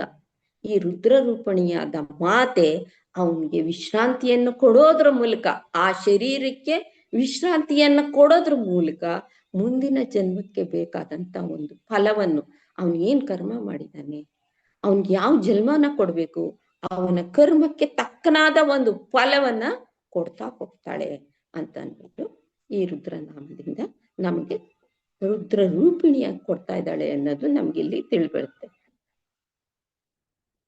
ಈ ರುದ್ರ ಅನ್ನೋ ನಾಮನ ತಿಳ್ಕೊಂಡಾಗ ನಮ್ಗೆ, ಅದೇ ನಾನು ಆಗ್ಲೇ ಹೇಳಿದ್ನಲ್ಲ, ಏನೋ ಒಂದು ರೀತಿ ಒಂದು ಭಯ ಅಥವಾ ಇನ್ನೇನೋ ಒಂದು ನಮ್ಗೆ ಮನಸ್ಸಿನಲ್ಲಿ ರುದ್ರ ಅಂದಾಗ ಏನೋ ಒಂದು ಅತ್ಯಂತ ವಿಶೇಷವಾದ ಒಂದು ಇದು ನಮ್ಮಲ್ಲಿ ಹುಟ್ಕೊತಾ ಹೋಗುತ್ತೆ. ಅದಕ್ಕೆ ನಾವೇನ್ ಮಾಡ್ತೀವಿ, ಸದಾ ಕಾಲ ರುದ್ರ ಜಪ ಮಾಡ್ತೀವಿ, ರುದ್ರಾಭಿಷೇಕ ಮಾಡ್ತೀವಿ, ರುದ್ರ ನಮಕ ಚಮಕ ಇವುಗಳನ್ನ, ರುದ್ರಾಷ್ಟಕ ಇವುಗಳನ್ನೆಲ್ಲ ಮಾಡ್ತಾ ಹೋಗ್ತೀವಿ. ಅಂತಂದ್ರೆ ಆ ರುದ್ರನನ್ನ ನಾವು ಆ ರೀತಿಯಲ್ಲಿ ನಾವು ಪೂಜಿಸಿದಾಗ ನಮ್ಮ ಒಂದು ಭಯ ಏನಿದೆ, ನಮ್ಮ ಒಂದು ಆತಂಕ ಏನಿದೆ, ಅದನ್ನ ನಮಗೆ ಕಮ್ಮಿ ಆಗ್ತಾ ಹೋಗ್ಬೋದು ಅನ್ನೋ ಕಾರಣಕ್ಕೆ ನಾವು ಆ ರುದ್ರಾಭಿಷೇಕ, ಆ ರುದ್ರ ನಮಕ ಚಮಕ ಇವುಗಳನ್ನೆಲ್ಲ ಮಾಡ್ತಾ ಹೋಗ್ತೀವಿ. ಆ ಮಾಡಿದಾಗ ನಮ್ಮಲ್ಲಿ ಯಾವುದೋ ಒಂದು ಭಯ, ಅದು ನಮ್ಗೆ ಅರಿವಿಲ್ಲ, ಆ ಭಯ ಏನು ಅನ್ನೋದು ನಮ್ಗೆ ಗೊತ್ತಿಲ್ಲ, ಅಂತ ಭಯ ನಿವಾರಣೆ ಆಗ್ತಾ ಹೋಗುತ್ತೆ ಅನ್ನೋ ಒಂದು ಕಾರಣಕ್ಕೆ ಆ ವಿಶೇಷವಾದಂತ ಒಂದು ಪೂಜೆಗಳನ್ನ ನಾವು ಮಾಡ್ತಾ ಹೋಗ್ತೀವಿ. ಅಂತ ಒಂದು ವಿಶೇಷವಾದ ಇಂಥ ನಾಮನ ನಾವು ಕೆಲವು ವಿಷಯಗಳ ಮೂಲಕ ತಿಳ್ಕೊತಾ ಹೋಗೋಣ. ಈ ರುದ್ರ ಅನ್ನೋದಿದೆಯಲ್ಲ, ಇದರ ವಿಶೇಷತೆ ಏನು, ಈ ರುದ್ರ ಅನ್ನೋ ನಾಮದ ವಿಶೇಷತೆ ಏನು ಅನ್ನೋದನ್ನ ನಾವೀಗ ಸ್ವಲ್ಪ ತಿಳ್ಕೊತಾ ಹೋಗೋಣ. ಮೊದಲಿಗೆ ರೋದತಿ ಇತಿ ರುದ್ರಃ. ರೋದತಿ ಇತಿ ರುದ್ರಃ ಅಂತ ಅಂದ್ರೆ ಏನಪ್ಪ ಅಂತಂದ್ರೆ, ಈ ಜೀವಿ ಹುಟ್ಟುವಾಗ್ಲೆ, ಈ ಪ್ರಪಂಚಕ್ಕೆ ಬರೋವಾಗ್ಲೆ ಆ ಶಿಶು ಏನ್ ಮಾಡುತ್ತೆ, ಹುಟ್ಟು ಬರ್ತಾನೆ ಅಳಕ್ ಶುರು ಮಾಡುತ್ತೆ. ಈ ಪ್ರಪಂಚಕ್ಕೆ ಬಂದ ತಕ್ಷಣ ಅದೊಳಕ್ ಶುರು ಮಾಡುತ್ತೆ. ಅಕಸ್ಮಾತ್ ಅದೇನೋ ಅಳ್ಳಿಲ್ಲ ಅಂತಂದ್ರೆ, ಓ ಇದಕ್ಕೇನೋ ಸರಿ ಇಲ್ಲ, ಇದೇನೋ ಸರಿ ಇಲ್ಲ ಅಂತ ಅಂದ್ಬಿಟ್ಟು ಏನ್ ಮಾಡ್ತಾರೆ, ಡಾಕ್ಟರ್ ತಗೊಂಡು ಅದನ್ನ ಪಟ ಪಟ ಹೊಡೆದು ಅದನ್ನ ಅಳಿಸ್ತಾರೆ. ಅಂದ್ರೆ ಹುಟ್ಟುವಾಗ್ಲೂ ಆ ರುದ್ರ ಈ ಜೀವಿಗೆ ಅಳುವನ್ನು ಕೊಡ್ತಾನೆ. ಹಾಗೆ ಸಾಯೋವಾಗ್ಲೂ ಕೂಡ, ಈ ಬದುಕನ್ನ ನಾವು ಬಿಟ್ಟು ಹೋಗುವಾಗ ಕೂಡ ಅಳುವನ್ನ ಆ ರುದ್ರ ಕೊಡ್ತಾನೆ. ಹೇಗೆ, ಏನೋ ಒಂದು ನೋವು ತಂದು ಇಟ್ಬಿಡ್ತಾನೆ, ಆ ನೋವಿನಲ್ಲೇ ನಾವು ಸಾಯ್ಬೇಕಾಗತ್ತೆ, ಆ ಅಳುವಿನಲ್ಲೇ ನಾವು ಸಾಯ್ಬೇಕಾಗತ್ತೆ. ಮತ್ತೆ ನಮ್ಮ ಬಂಧುಗಳು ಕೂಡ ಅಯ್ಯೋ ಹೋದ್ರಲ್ಲ ಅಂತ ಆ ನೋವಿನಿಂದ ಅವರು ಕೂಡ ಅಳ್ತಾರೆ. ಅಂದ್ರೆ ಹುಟ್ಟುವಾಗಲೂ ಕೂಡ ಸಾಯುವಾಗ್ಲೂ ಕೂಡ ರುದ್ರ ನಮ್ಗೆ ಆ ಅಳುವನ್ನ ಕೊಡ್ತಾ ಹೋಗ್ತಾನೆ. ಆದ್ರಿಂದ ರೋದತಿ ಇತಿ ರುದ್ರಃ ಅಂತ ಅಂದ್ಬಿಟ್ಟು ಅದಕ್ಕೆ ನಾವು ಹೇಳ್ತೀವಿ, ಅವನು ಈ ಜೀವನವನ್ನ ಅಳಿಸೋ ಒಂದು ಕಾರ್ಯವನ್ನ ಅವನು ಕೈಗೊಂಡಿರ್ತಾನೆ. ಹುಟ್ಟವಾಗ್ಲೂ ಅಷ್ಟೇ, ಸಾಯವಾಗ್ಲೂ ಅಷ್ಟೇ, ಮಧ್ಯದಲ್ಲೂ ಅಷ್ಟೇ. ಮಧ್ಯದಲ್ಲೂ ನಾವು ಜೀವನ ಮಾಡ್ತಿರ್ತೀವಿ, ಆದ್ರೆ ನಾವು ಆನಂದವಾಗೇ ಇರ್ತೀವ? ಎಷ್ಟೋ ಕಷ್ಟಗಳು ಬರುತ್ತೆ, ಎಷ್ಟೋ ಅಳ್ತೀವಿ, ಆ ಮಧ್ಯದಲ್ಲೂ ಕೂಡ ಅಳುನ ಇಟ್ಟಿರ್ತಾನೆ. ಬರೀ ಸಾಯವಾಗ ಹುಟ್ಟವಾಗ ಅಲ್ದಿದ್ರು ಈ ಮಧ್ಯದಲ್ಲೂ ಕೂಡ ಆ ಅಳು ಅನ್ನೋದನ್ನ ಆ ಭಗವಂತ ಇಟ್ಟಿದ್ದಾನೆ. ಆದ್ರಿಂದ ಇವನ್ನ ರೋದತಿ ಇತಿ ರುದ್ರಃ ಅಂತ ಅಂದ್ಬಿಟ್ಟು ಹೇಳ್ತಾರೆ. ಎರಡನೇದಾಗಿ ಪ್ರಜಾಹಂ ಸಂಹರನ್ ರೋದ ಇತಿ ರುದ್ರಃ ಅಂತ ಹೇಳ್ತಾರೆ. ಈ ಲಯದ ಕಾರ್ಯ ಮಾಡ್ತಾ ಇರೋನ್ ಯಾರು? ಈ ರುದ್ರ ಆಗಿರೋದ್ರಿಂದ ಈ ಜೀವಿಯನ್ನ ಮತ್ತು ಜೀವಿ ಕಡೆಯರನ್ನ ಅಳಿಸ್ತಾನೆ ಅಂತ ನಾವು ಆಗ್ಲೇ ನೋಡಿದ್ವಿ. ಅದೇ ರೀತಿ ಈ ವ್ಯಷ್ಟಿಯಲ್ಲೇ ಅಲ್ದಿರ ಇಡೀ ಜಗತ್ತನ್ನೇ ಅಳಿಸ್ತಾನೆ. ಯಾವಾಗ? ಆ ಪ್ರಳಯ ಕಾಲದಲ್ಲಿ. ಆ ಪ್ರಳಯ ಅನ್ನೋದ್ ನಡೆದಾಗ ಏನಾಗತ್ತೆ, ಇಡೀ ಜಗತ್ತೇ ಅಳ್ತಾ ಇರತ್ತಂತೆ ಆ ಪ್ರಳಯ ಕಾಲದಲ್ಲಿ. ಅಂತ ಒಂದು ಲಯ ಕಾರ್ಯವನ್ನ ಇವನು ರುದ್ರ ಅನ್ನೋನು ಮಾಡ್ತಾ ಹೋಗ್ತಾನೆ. ಈಗ ಆ ಲಯ ಕಾರ್ಯ ಅಂದಾಗ ಹಿಂದೆ ನಾವು ನೋಡಿದ್ವಿ, ಈ ಜಗತ್ತಿನ ಪ್ರತಿಯೊಂದು ದೇಶದಲ್ಲೂ ಏನ್ ಈ ಕೊರೋನಾ ಅನ್ನೋ ಒಂದು ಸಮಸ್ಯೆ ಹುಟ್ಕತ್ತೋ, ಎಷ್ಟೋ ಜನಗಳು ಅದಕ್ಕೆ ತಮ್ಮ ಪ್ರಾಣನ ಅರ್ಪಿಸಿದ್ರು. ಆ ರೀತಿಯಲ್ಲಿ ಈ ವ್ಯಷ್ಟಿಯ ರೂಪದಲ್ಲಿ, ಸಮಷ್ಟಿಯ ರೂಪದಲ್ಲಿ ಆ ಪ್ರಪಂಚಕ್ಕೇನೆ ಒಂದು ಪ್ರಳಯವನ್ನ ಕೊಡ್ತಾನೆ. ಆಗಾಗ ಅಂತ ಪ್ರಳಯವನ್ನ ಉಂಟು ಮಾಡ್ತಾನೆ ಈ ರುದ್ರ ಅಂತ ಅಂದ್ಬಿಟ್ಟು ಹೇಳ್ತಾರೆ. ಮೂರನೇದಾಗಿ ರುದ್ರ ದುಃಖಂ ದ್ರಾವತೆ ಇತಿ ರುದ್ರಃ ಅಂತ, ದುಃಖ ದ್ರಾವತೆ ಇತಿ ರುದ್ರಃ ಅಂತ ಇದೆ. ಅಂದ್ರೆ ದುಃಖಕ್ಕೆ ಮೂಲ ಕಾರಣ ಯಾವುದು ಅಂತಂದ್ರೆ ಅಜ್ಞಾನ. ನಮ್ಮಲ್ಲಿರೋ ಅಜ್ಞಾನವೇ ನಮ್ಗೆ ದುಃಖಕ್ಕೆ ಮೂಲ ಕಾರಣ. ಹೇಗೆ ಅಂತಂದ್ರೆ, ನಮಗ್ ದೇವ್ರು ಕೊಟ್ಟಿರ್ತಾನೆ ಏನೋ ಒಂದು, ಅಯ್ಯೋ ಸಾಕಪ್ಪ ಇದ್ರಲ್ಲೇ ಜೀವನ ಮಾಡೋಣ ಅಂತ ಅನ್ನಲ್ಲ. ಇನ್ನೊಬ್ರು ಚೆನ್ನಾಗಿದ್ದಾರೆ, ಓ ಅವನ್ ಚೆನ್ನಾಗಿದ್ದಾನೆ, ಅವನ್ ತರನೇ ನಾನು ಜೀವನ ಮಾಡ್ಬೇಕು. ಈ ಕೋರಿಕೆಗಳು, ಈ ಆಸೆಗಳು ಏನಿದೆ, ಈ ಆಸೆಗಳು ನಮ್ಮಲ್ಲಿ ಹುಟ್ಕೋತಾ ಹೋಗುತ್ತೆ. ಆ ಆಸೆಗಳನ್ನ ನಾವು ಪೂರೈಸ್ಕೊಂತ ಹೋದ್ರೆ ಮತ್ತೆ ಇನ್ನೊಂದು ಆಸೆ, ಹೀಗೆ ಆ ಆಸೆಗಳಿಗೆ ಕೊನೆ ಮೊದಲೇ ಇರಲ್ಲ. ಆ ಕೊನೆ ಮೊದಲೇ ಇರ್ತಕ್ಕಂತ ಆ ಕೋರಿಕೆಗಳಲ್ಲಿ ನಾವು ಬಿದ್ದಾಗ ಏನಾಗುತ್ತೆ, ದುಃಖ ಅನ್ನೋದು ನಮ್ಮ ಜೀವನದಲ್ಲಿ ಹೋಗ್ತಾನೇ ಇರುತ್ತೆ, ನಡೀತಾನೆ ಇರುತ್ತೆ. ಅದಕ್ಕೆ ಕೊನೆ ಅಂತ್ಯನೇ ಇರಲ್ಲ. ಅದನ್ನ ನಾವೇನಂತೀವಿ? ಅಜ್ಞಾನ ಅಂತೀವಿ. ಅದನ್ನ ನಾವು ಅರಿತ್ಕೋಬೇಕು. ಅಯ್ಯೋ ಇಷ್ಟು ಸಾಕು, ನನ್ನ ಜೀವನಕ್ಕೆ ಇಷ್ಟು ಕೊಟ್ಟಿದ್ದಾನಲ್ವಾ, ನಾನ್ ಸುಖವಾಗಿದ್ದೀನಲ್ವಾ, ಇಷ್ಟು ಸಾಕು. ನನ್ನ ಜೀವನ ಅನ್ನೋದು ಬರೀ ಇದನ್ನ ಅನುಭವಿಸೋದೇ ಅಲ್ಲ, ಇನ್ನ ಒಂದು ಅಗಾಧವಾದಂತ ಆ ಪರಮಾತ್ಮನನ್ನ ಕಾಣೋ ಅಂತ ಒಂದು ಜ್ಞಾನವನ್ನು ಪಡೆಯೋ ಅಂತ ಒಂದು ಸ್ಥಿತಿ ಇದೆ ಅಂತ ನಮ್ಗೆ ಯಾವಾಗ ಅರಿವು ಆಗುತ್ತೋ, ಆ ಜ್ಞಾನವನ್ನು ಹೊಂದ್ತೀವೋ ಅವಾಗ ನಾವು ಅಜ್ಞಾನದಿಂದ ಪಾರಾಗ್ತೀವಿ. ಅಂತ ಒಂದು ಅಜ್ಞಾನವನ್ನ, ಅಂಧಕಾರವನ್ನ ಅಳಿಸಿ ಜ್ಞಾನವನ್ನ ಕೊಡುವಂತನು ಕೂಡ ಈ ರುದ್ರನೇ ಆಗಿದ್ದಾನೆ. ಅದಕ್ಕೆ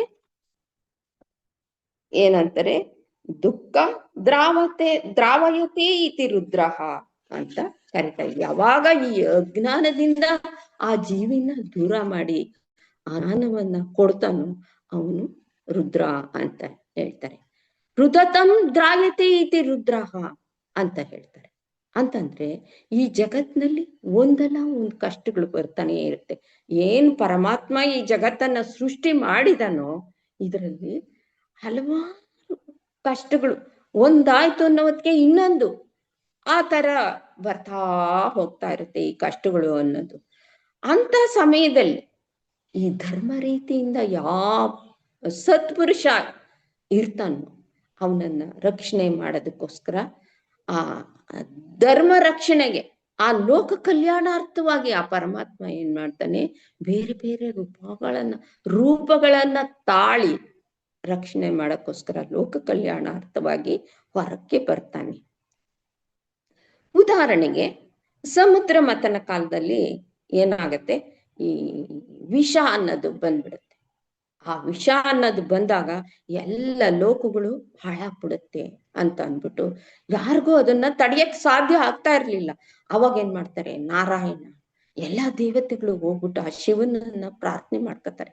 ನೋಡು ಈ ತರ ವಿಷ ಬರ್ತಾ ಇದೆ, ಲೋಕಗಳೆಲ್ಲ ನಾಶ ಆಗೋಗುತ್ತೆ, ಇನ್ ಲೋಕ ಅನ್ನೋದೇ ಇರಲ್ಲ, ಏನಾರ ಇದಕ್ ಪರಿಹಾರವನ್ನ ನೀನು ಒದಗಿಸ್ಲೇಬೇಕು ಅಂದಾಗ ಆ ಶಿವ ಬಂದು ಆ ವಿಷವನ್ನ ತನ್ನ ಕಂಠದಲ್ಲಿ ನಿಲ್ಲಿಸ್ಕೊತಾನೆ.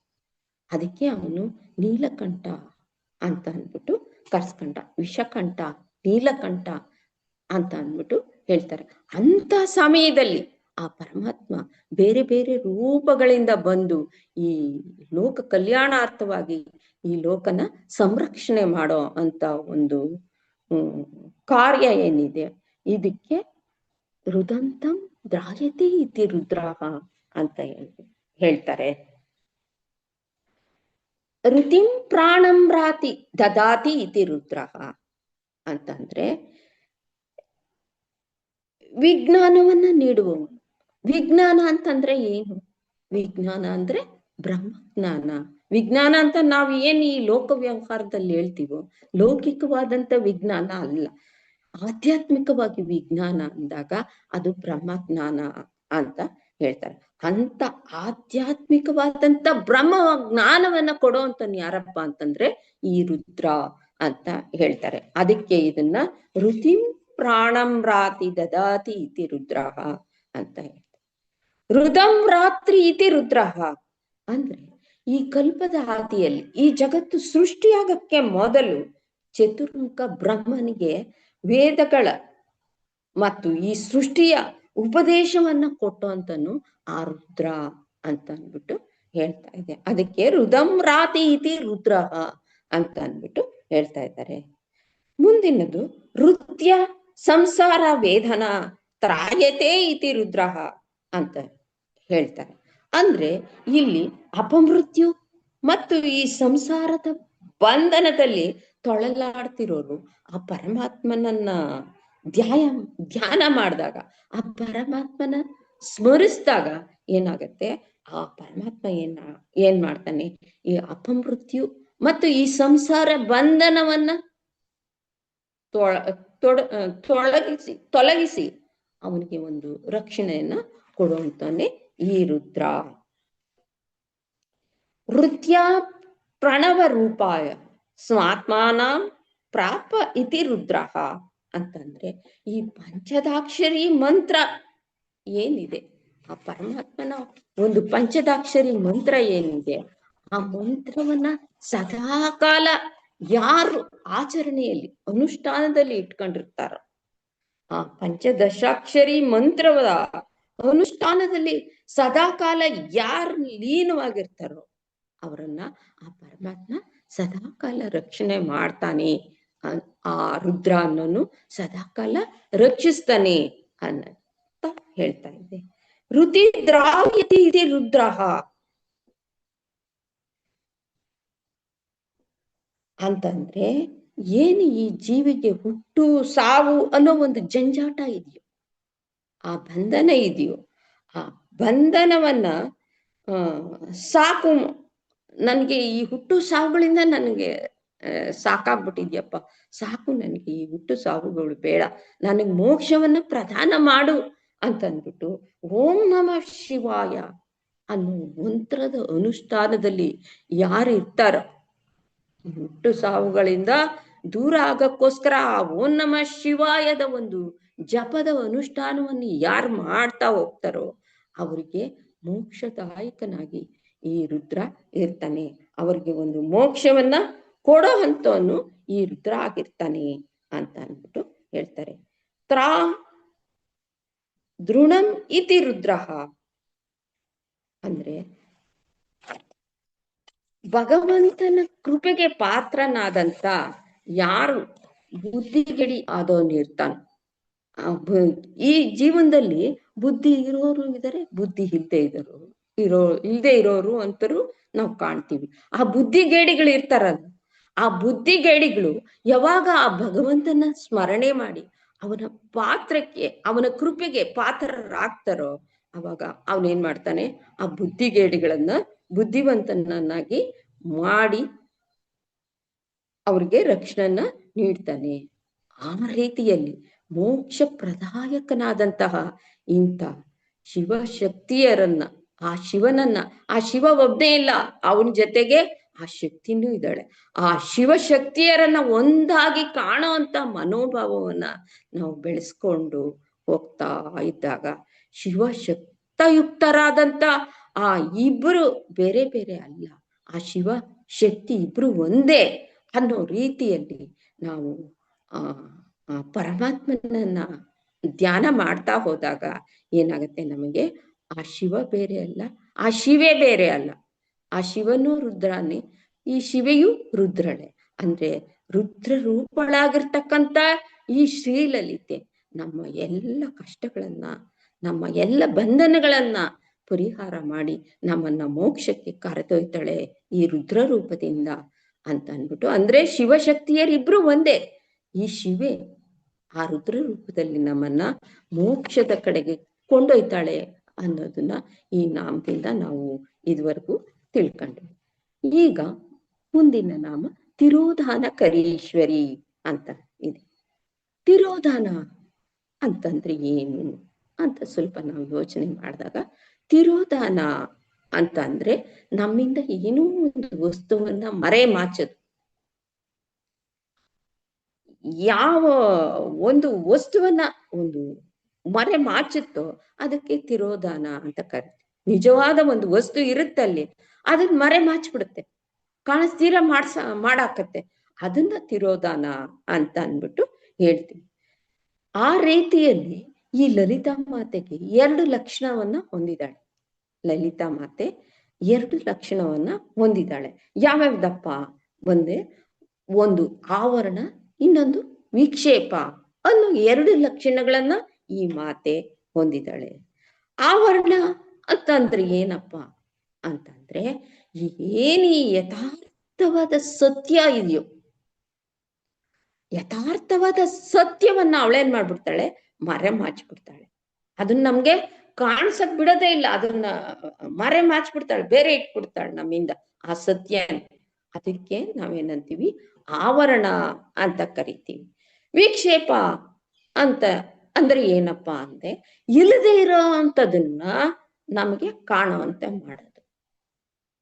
ಅಲ್ಲಿ ಏನು ಸತ್ಯವಾದದ್ದು ಇದೆಯೋ ಅದು ಇಲ್ಲದೆ ಇರೋದನ್ನ, ಸತ್ಯ ಇಲ್ಲದೆ ಇರೋದನ್ನ ನಮ್ಗೆ ಕಾಣುವಂತೆ ಮಾಡೋದು. ಅಂತಂದ್ರೆ ಈ ಜಗತ್ತೆಲ್ಲ ಬ್ರಹ್ಮಮಯವಾಗಿದ್ರು ಕೂಡ ಆ ಸತ್ಯನ ನಮ್ಮಿಂದ ಮರೆ ಮಾಚ್ಬಿಡ್ತಾರೆ. ಈ ಪ್ರಪಂಚ ಎಲ್ಲ ಆ ಬ್ರಹ್ಮನಿಂದಲೇ ಕೂಡಿದೆ, ಚರಾಚರ ವಸ್ತುಗಳಲ್ಲೂ ಆ ಬ್ರಹ್ಮಮಯವಾಗ್ಬಿಟ್ಟಿದೆ. ಆ ಬ್ರಹ್ಮ ಅನ್ನೊಂದು ಎಲ್ಲ ಕಡೆ ಪಸರಿಸ್ಬಿಟ್ಟಿದ್ದಾನೆ. ಆದ್ರೆ ಅದನ್ನ ಮರೆ ಮಾಚ್ಬಿಡ್ತಾಳೆ ಈ ಮಾತೆ.